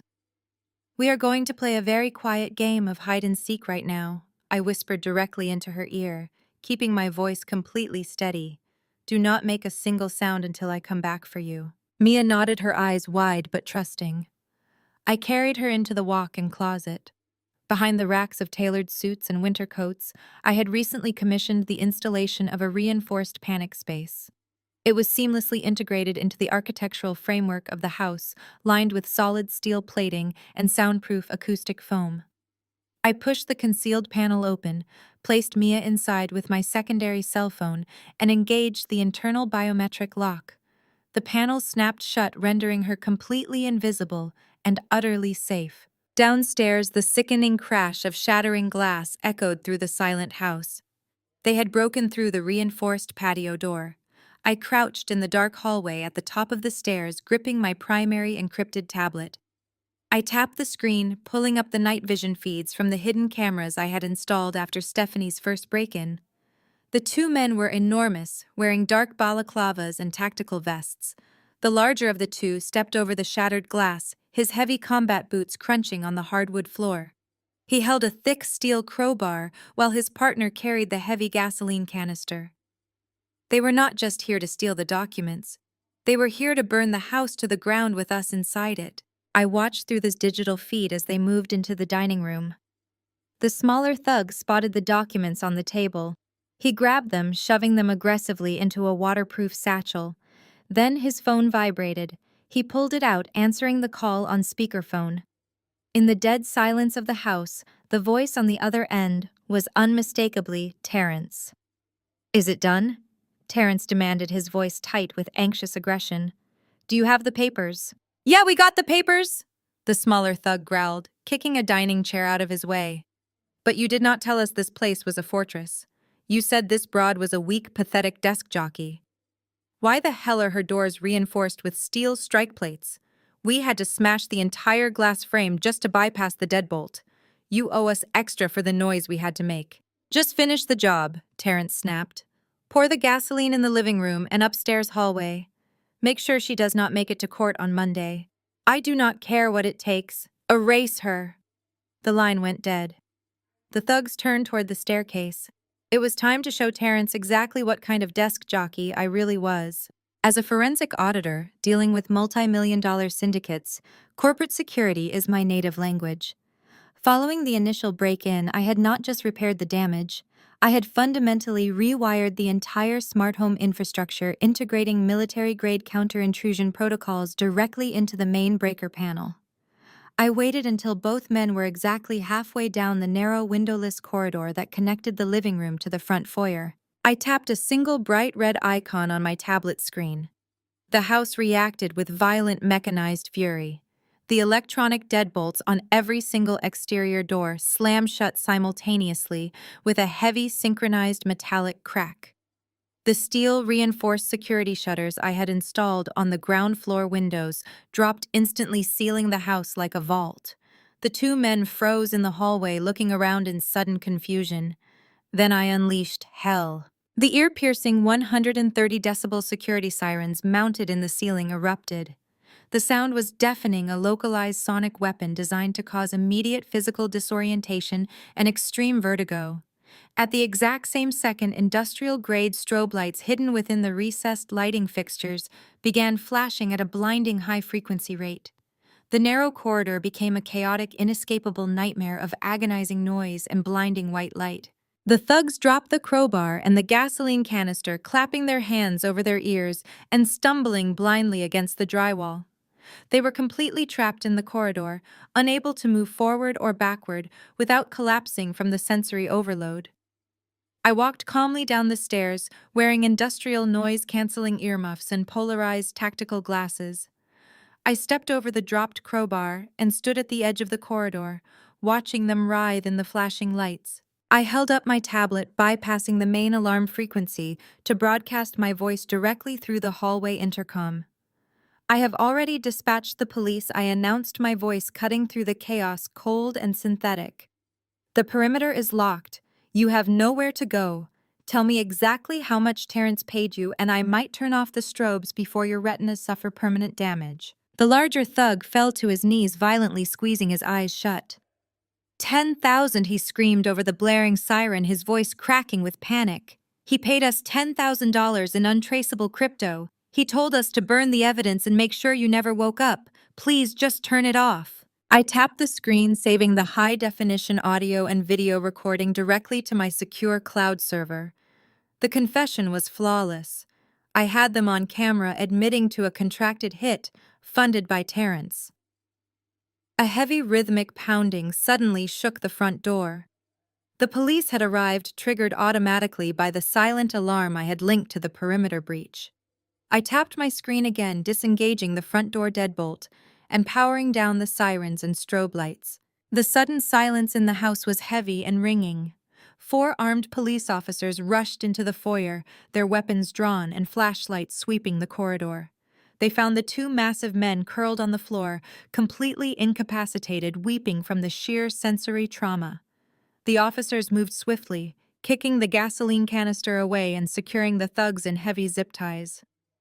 I stood calmly at the bottom of the stairs, removing my polarized glasses and noise-canceling earmuffs. I handed my tablet directly to the lead officer. "They broke in through the back patio," I stated evenly. "They were hired to execute a targeted arson and homicide. I have the entire breach, the property damage, and their verbal confession recorded on this device." The police dragged the 2 men out into the flashing red and blue lights of the patrol cars waiting in the driveway. I spent the next 2 hours giving my official statement, providing the digital evidence, and securing the perimeter. When the house was finally quiet again, I opened the panic space and pulled Mia out, holding her tight until she fell asleep in my arms.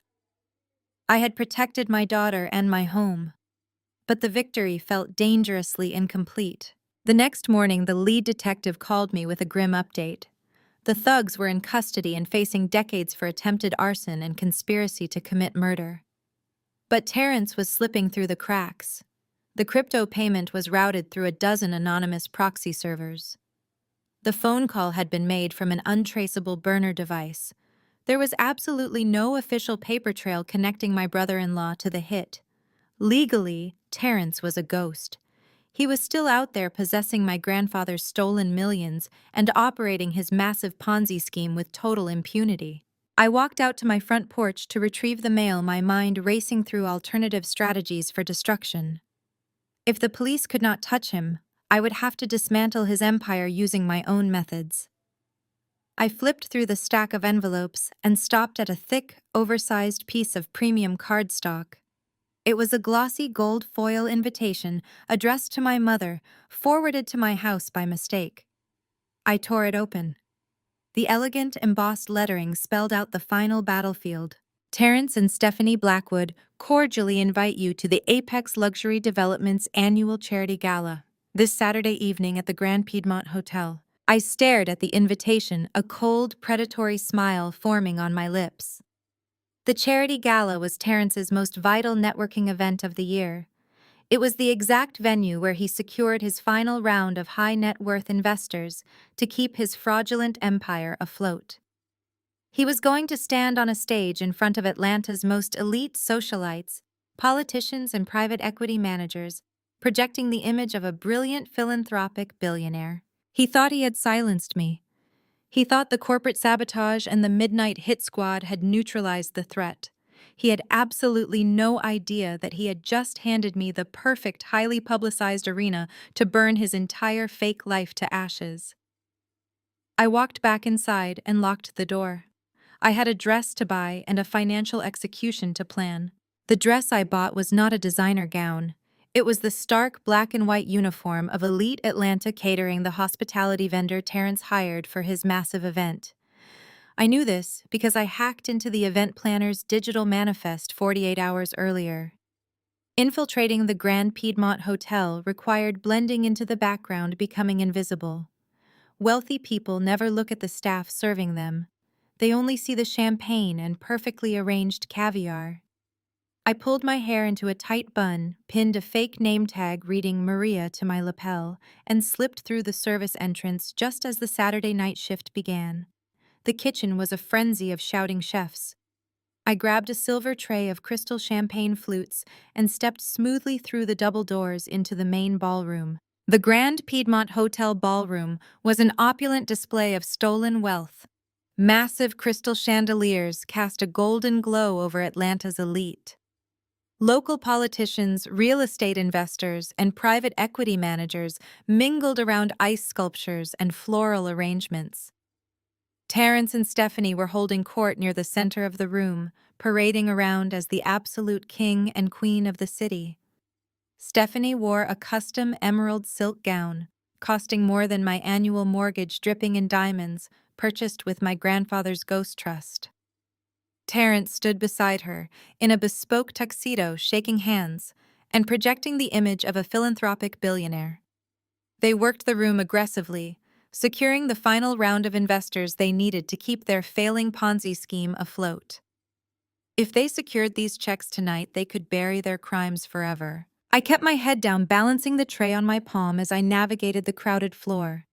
My objective was not in this ballroom. The true prize was located in the VIP management suite, on the second floor, where Terrence had set up his operational headquarters. To get there, I had to cross the entire event space. As I moved past a cluster of high-top tables, a familiar grating voice caught my attention. I stopped, turning my back to the group, pretending to adjust napkins on an adjacent service station. My mother Barbara was wearing a ridiculous feathered cocktail dress and gripping a martini glass. She was aggressively cornering a prominent state senator. "Oh yes," Barbara bragged, her voice echoing with manufactured Southern charm. My youngest Stephanie built this empire from absolutely nothing. She is a visionary truly, the pride of our family lineage. The senator nodded politely, taking a sip of his drink. And do you have any other children? He asked casually. Barbara let out a sharp, dismissive sigh, waving her manicured hand, as if swatting away a foul odor. We do not speak of my eldest, Barbara stated coldly. She chose a life of squalor and mental instability. She was always a bitter, jealous girl who simply could not handle our success. It is a tragedy, but we had to cut ties for our safety. I gripped the tray so hard my fingers cramped. The audacity of her lies was breathtaking. She was actively assassinating my character to a sitting senator while drinking liquor bought with money stolen from my biological grandfather. I forced my breathing to slow. Anger was a useless emotion right now. I needed cold, calculated precision. I turned away from my mother and continued my path toward the rear exit, slipping seamlessly past the velvet ropes that separated the general attendees from private corridors. Two heavily armed private security guards stood outside the stairwell, leading to the VIP operational suite. They were Terrence's muscles scanning the crowd with aggressive vigilance.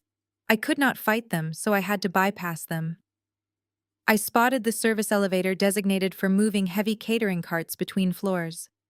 I quickly abandoned my tray on a bussing cart and grabbed a towering stack of fresh linen tablecloths. I marched directly toward the service elevator, keeping my head down and my pace urgent. I swiped my counterfeit employee keycard, a cloned badge I purchased from a dark web contact using the last of my available cash. The light flashed green. The metal doors slid open, and I stepped inside, pressing the second-floor button. The elevator jerked upward. My heart hammered a frantic rhythm against my ribs. I reached into my apron pocket and pulled out my decryption drive. It was a military-grade USB stick loaded with aggressive extraction malware. I stepped out onto the second floor. The hallway was empty, lined with plush red carpet and soundproof walls. Terrence felt secure here, assuming his ground-floor guards were an impenetrable barrier. I walked swiftly down the corridor, checking the brass plaques on the heavy oak doors. Room 204. The operational suite. I pulled a secondary electronic bypass tool from my pocket. It was a slim black device the size of a credit card, sliding it into the electronic keyhole. The device cycled through thousands of encrypted codes in seconds. A soft green light blinked, and the heavy door clicked open. I slipped inside and closed the door behind me, locking the deadbolt. The VIP suite was dark, illuminated only by the glow of the streetlights filtering through the massive windows. Terrence had converted the hotel suite into a temporary command center. Blueprints, investment contracts, and fraudulent real estate portfolios were scattered across the mahogany conference table. But I ignored the paper. Paper could be burned. Digital ledgers left a permanent, undeniable footprint. I moved directly to the sleek black laptop sitting open on the main desk. Terrence was arrogant. He had left the machine powered on, protected only by a biometric and alphanumeric firewall. I plugged my decryption drive directly into the USB port. The screen flared to life, demanding a password. I typed override commands into my connected smartphone, initiating the malware injection. The screen flickered, the firewall struggling against the brute force digital assault. A progress bar appeared in the center of the screen. 0%. "Come on," I whispered into the quiet room. I watched the numbers slowly tick upward. 10%, 20%. The drive was actively ripping the unedited ledgers from Terrence's hidden hard drive partitions. These were the real books, not the sanitized files he showed his investors. The data flooding into my drive proved everything.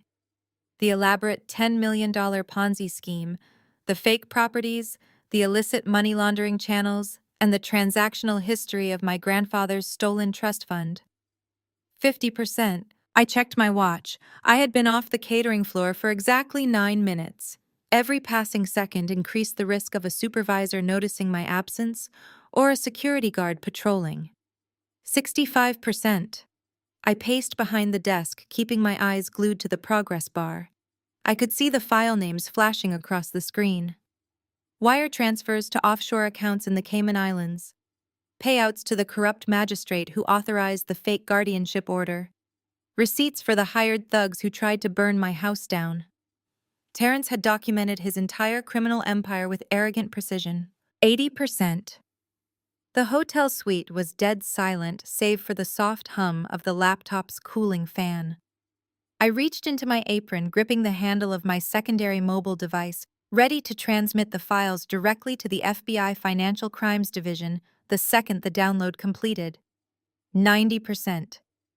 I leaned over the desk, my hand hovering over the USB drive, ready to yank it out and sprint for the service elevator. 95%. Just a few more seconds. I held my breath. 99%. The heavy oak door to the VIP suite suddenly clicked loud and sharp. The sound echoed through the quiet room like a gunshot. The electronic deadbolt disengaged with a thud. I froze, my hand suspended just inches above the laptop keyboard. The progress bar hovered agonizingly at 99%. The brass handle turned slowly.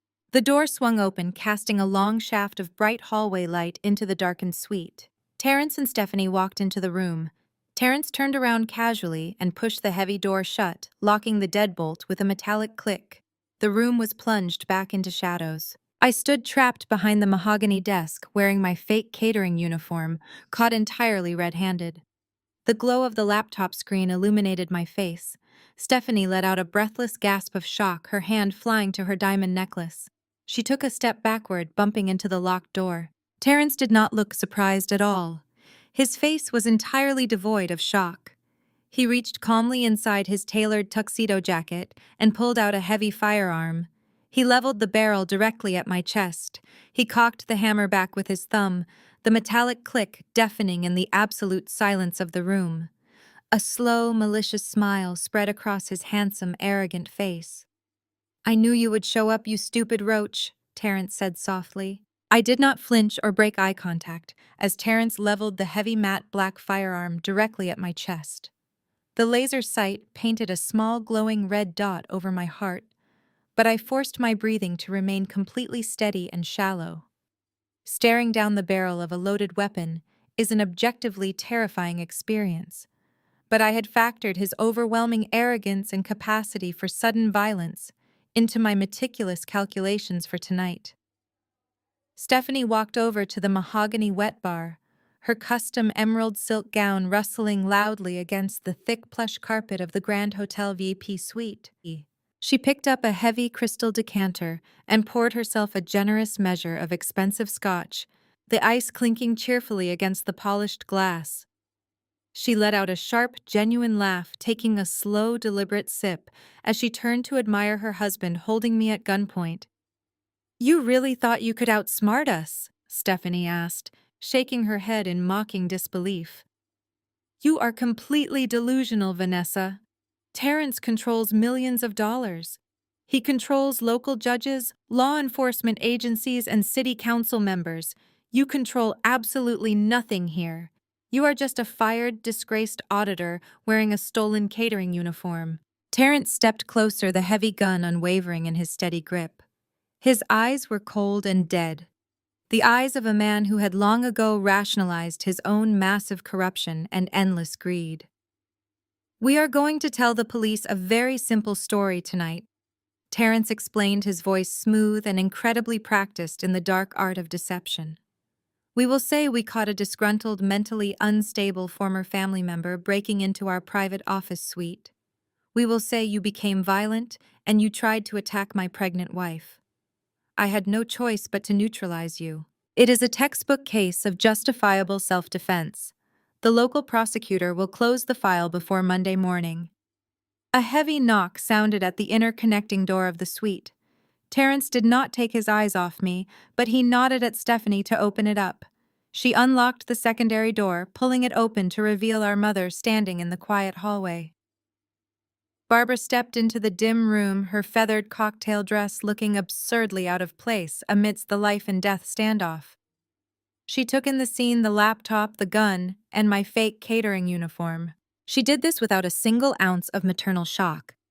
Instead, her face twisted into an expression of pure, unadulterated disgust. You were always a mistake, Barbara spat out, stopping beside Stephanie to glare at me. I spent my entire life trying to scrub your pathetic existence from my legacy. I endured that miserable old man, your grandfather. I sat through his dreadful dinners, listened to his endless lectures on morality, and tolerated his open contempt for me. That money was my absolute compensation. Your grandfather's secret $5 million trust belonged to me, not you. I truly earned it. I earned every single penny of it. Terrence just took what was rightfully ours to begin with. You have no claim to this family or that fortune. I looked at the three of them standing together in their expensive clothes, bound by their shared greed and utter lack of morality inside this very room. They had convinced themselves that their theft was somehow a righteous reclamation of wealth. I slowly raised my hands in the air, palms open, executing a perfect picture of mock surrender. I let my shoulders slump, forcing my breathing to mimic complete and utter defeat now. You are right, I said, allowing my voice to waver just enough to sound thoroughly crushed. You took it all. You orchestrated the entire thing flawlessly. You fabricated the ex parte guardianship order. You stole my $5 million trust fund. You used my forged signature to secure that fraudulent $10 million commercial loan from them. You funneled all of it through those shell companies in the Cayman Islands to float your failing real estate portfolio. I am beaten. Terrence let out a deep, booming laugh that rattled the crystal glasses on the mahogany wet bar near Stephanie today. He lowered the gun slightly, basking in the glow of his own perceived brilliance. Yeah, I did. Terrence admitted, his massive ego completely overriding his basic sense of self-preservation. I drained every single cent of your grandfather's precious ghost trust. I forged the deeds, I bribed the magistrate, and I washed the cash through a dozen offshore accounts right away. And the best part is you cannot prove a single thing. The money is completely untraceable. The IRS will never find it, and the FBI is too incompetent to even look. I slowly dropped my raised hands back down. The sudden sharp change in my posture made Terrence flinch, his grip tightening on the weapon. A genuine, predatory smile spread across my face. I reached up and unbuttoned the top section of my starched white catering jacket. I pulled the fabric aside to reveal a small, highly sophisticated recording device strapped directly over my sternum. A bright red light blinked rhythmically right there. It was positioned securely in the center of the black plastic casing. They do not need to find it, Terrence, I stated, my voice echoing with absolute authority. They are listening to you right now tonight. Stephanie gasped, dropping her crystal glass onto the carpet.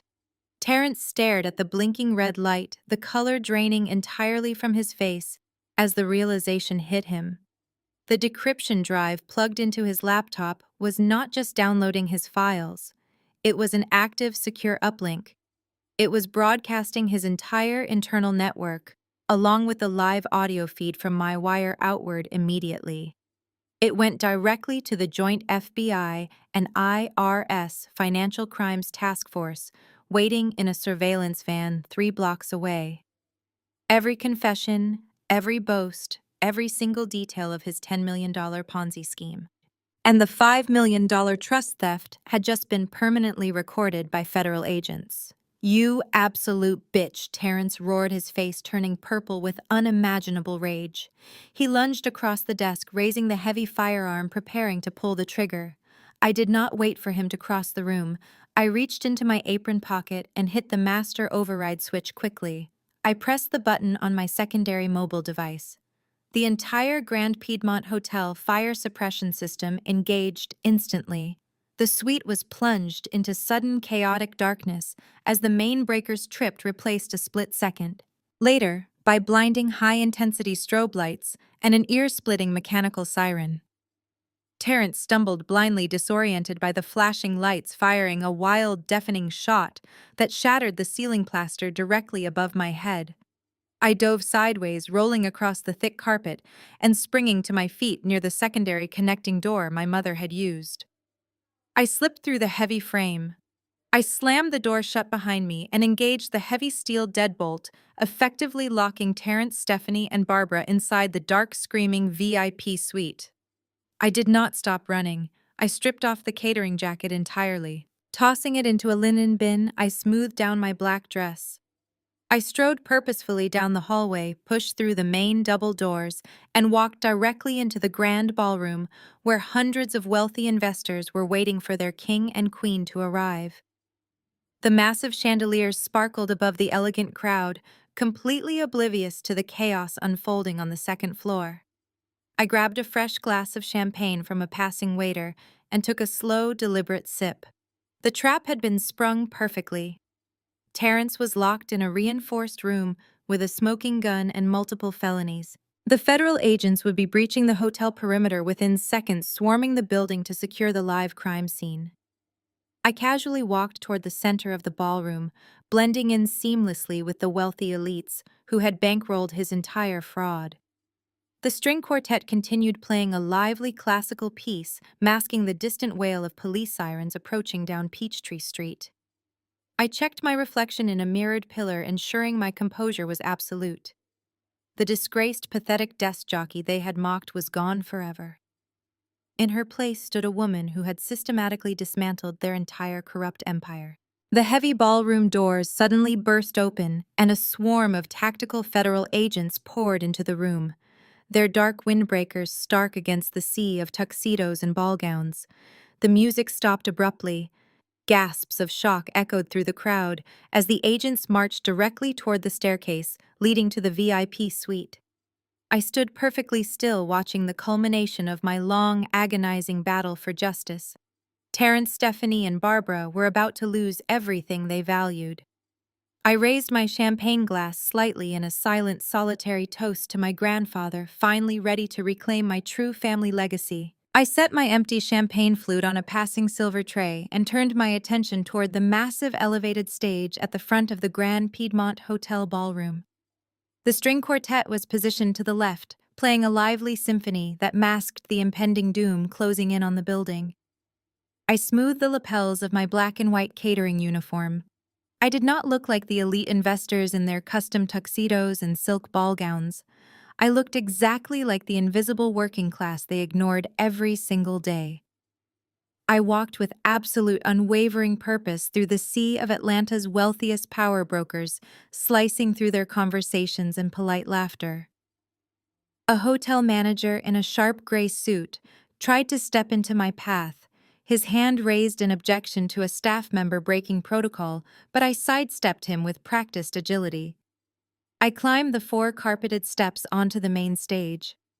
The lead violinist of the quartet caught my eye, her bow faltering on the strings in sheer confusion. I walked directly to the center podium, grabbed the heavy polished microphone from its stand, and tapped the metal mesh twice. The sharp, abrasive feedback echoed like a thunderclap across the cavernous room. The music stopped instantly. Hundreds of heads turned toward the stage. The low hum of elite networking vanished, replaced by an absolute suffocating silence. The entire room stared at me in profound shock, bewildered by the catering staff interrupting their extravagant evening. "Good evening, ladies and gentlemen," I announced, my words bouncing off the crystal chandeliers. "My mother, Barbara, and my sister, Stephanie, have spent 30 years telling anyone who would listen that I am a complete and utter failure. They have sat at tables just like yours, drinking expensive wine and fabricating stories about my mental instability, my lack of ambition, and my supposed life of squalor.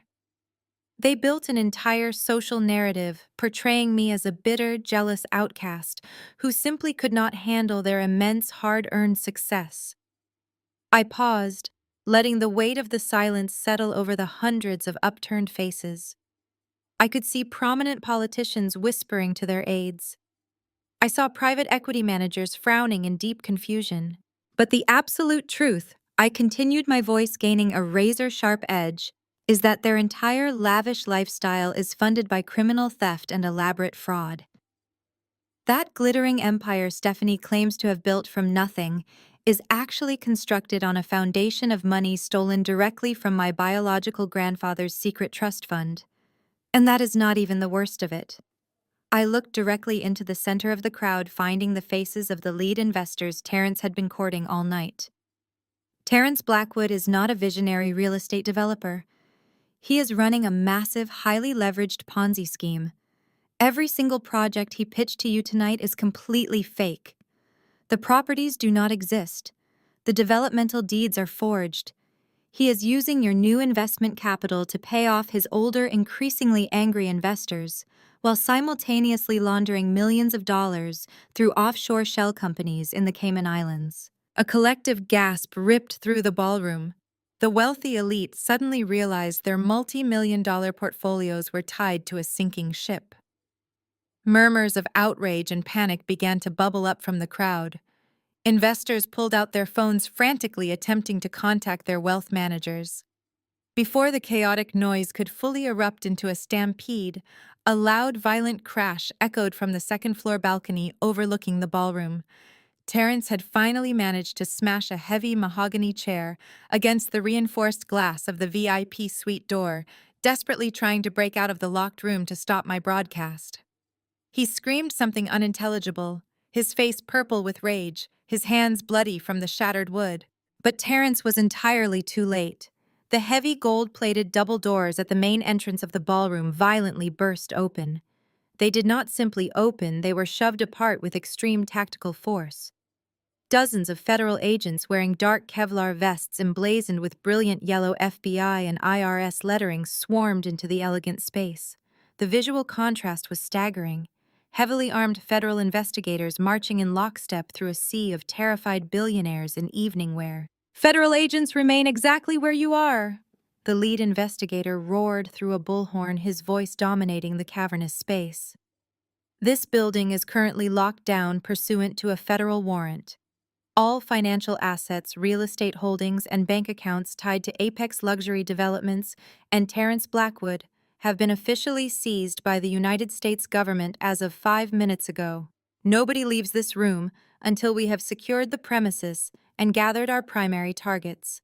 Total unfiltered panic erupted. The wealthy investors, politicians, and socialites who had just been clinking glasses with my family suddenly scrambled backward, desperate to distance themselves from the radioactive fallout of a massive federal raid. The FBI tactical team did not waste a single second. A heavily armed squad sprinted directly up the grand staircase, bypassing the terrified security guards, and breached the second-floor VIP suite. I watched from the stage as they forcefully dragged Terrence out into the hallway. He was fighting wildly, screaming curses, his bespoke tuxedo completely torn. They slammed him against the wall and locked heavy steel handcuffs around his wrists, completely neutralizing the man who had terrorized me for months. Moments later, the agents marched them down the grand staircase and right into the center of the ballroom for everyone to witness. It was the ultimate, inescapable humiliation. Terrence, Stephanie, and Barbara were paraded through the crowd of Atlanta's wealthiest elite, their reputations, their stolen wealth, and their physical freedom destroyed simultaneously. Stephanie was a complete sobbing mess. Her custom emerald silk gown was stained with spilled scotch, and her diamond necklace hung crookedly around her neck. She thrashed against the firm grip of the federal agent holding her arm. "Mom, do something!" Stephanie screamed, tears streaming down her ruined makeup, her voice echoing shrilly across the marble floor. "Call your lawyers. Tell them to fix this right now. Tell them it is a mistake." But Barbara could not help her favorite golden child. My mother was hyperventilating, her feathered cocktail dress trembling as a stern-faced IRS investigator forcefully pinned her hands behind her back. She was crying hysterically, her carefully constructed facade of aristocratic superiority entirely shattered. Barbara Carter, the agent, stated his voice loud enough for the entire ballroom to hear over her pathetic sobbing. "You are under arrest for conspiracy to commit federal wire fraud, grand larceny, and money laundering. You have the right to remain silent. Anything you say can and will be used against you in a court of law." Barbara looked up through her tears, locking eyes with me as I stood tall on the stage. There was no defiance left in her gaze, no arrogance, no smug dismissal. There was only the pure, absolute terror of a woman realizing she was going to spend the rest of her natural life in a concrete cell. I did not smile. I did not gloat. I simply broke eye contact, stepped down from the podium, and walked calmly out the side exit of the stage, leaving them to the federal authorities and the merciless judgment of the crowd they had so desperately tried to impress. 6 months later, the morning air was crisp and cool. I stood on the sprawling, beautifully restored balcony of my home, wrapping a thick knitted shawl around my shoulders. The early Georgia sun cast a warm golden light over the quiet Buckhead neighborhood. The house was no longer burdened by a fraudulent commercial loan or the constant looming threat of illegal eviction. It was fully legally paid off, completely mine in every sense of the word. The complex federal investigation had moved with unprecedented speed, largely due to the flawless, unedited ledgers I had extracted from Terrence's encrypted laptop. The government completely dismantled Apex Luxury Developments. As part of the systemic asset restitution, my grandfather's ghost trust was authenticated and fully reinstated. The $5 million plus the accrued interest Terrence had desperately tried to steal was legally returned to my personal accounts. I was no longer fighting to survive paycheck to paycheck. I had achieved absolute impenetrable financial security for myself and my daughter. My professional life had experienced an equally dramatic transformation. My relentless, independent investigation and the subsequent delivery of the largest fraud ring in the state to federal authorities had not gone unnoticed by the corporate world. My firm, the very same one that had previously suspended me under Terrence's manipulative pressure, formally apologized. They immediately reinstated me and promoted me to senior partner of the forensic auditing division. I now dictated my own terms, commanded my own team, and controlled my own incredibly lucrative contracts. I took a slow, deep sip of my freshly brewed dark roast coffee, letting the rich, bitter warmth settle in my chest. Below the balcony in the safety of our enclosed backyard, Mia was playing happily in the garden.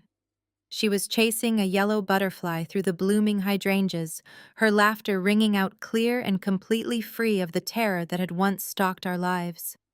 She was safe, she was happy, and she would never have to worry about the cruelty of the family that had tried to erase her. The justice handed down by the federal courts had been swift, merciless, and completely proportionate. Terrence Blackwood had pled guilty to avoid a drawn-out trial, hoping for leniency. The judge showed absolutely none. Terrence was currently serving a mandatory 20-year sentence in a maximum security federal penitentiary, his assets liquidated to pay back the hundreds of investors he had defrauded. He would be an old, broken man by the time he ever saw the outside world again. Stephanie and Barbara faced an equally devastating reality. They had been completely bankrupted by the asset seizures and legal fees. Without Terrence's stolen millions to shield them, their complicity in the money laundering and the trust theft was undeniable. They were both convicted and sentenced to federal prison. The ultimate irony was not lost on me.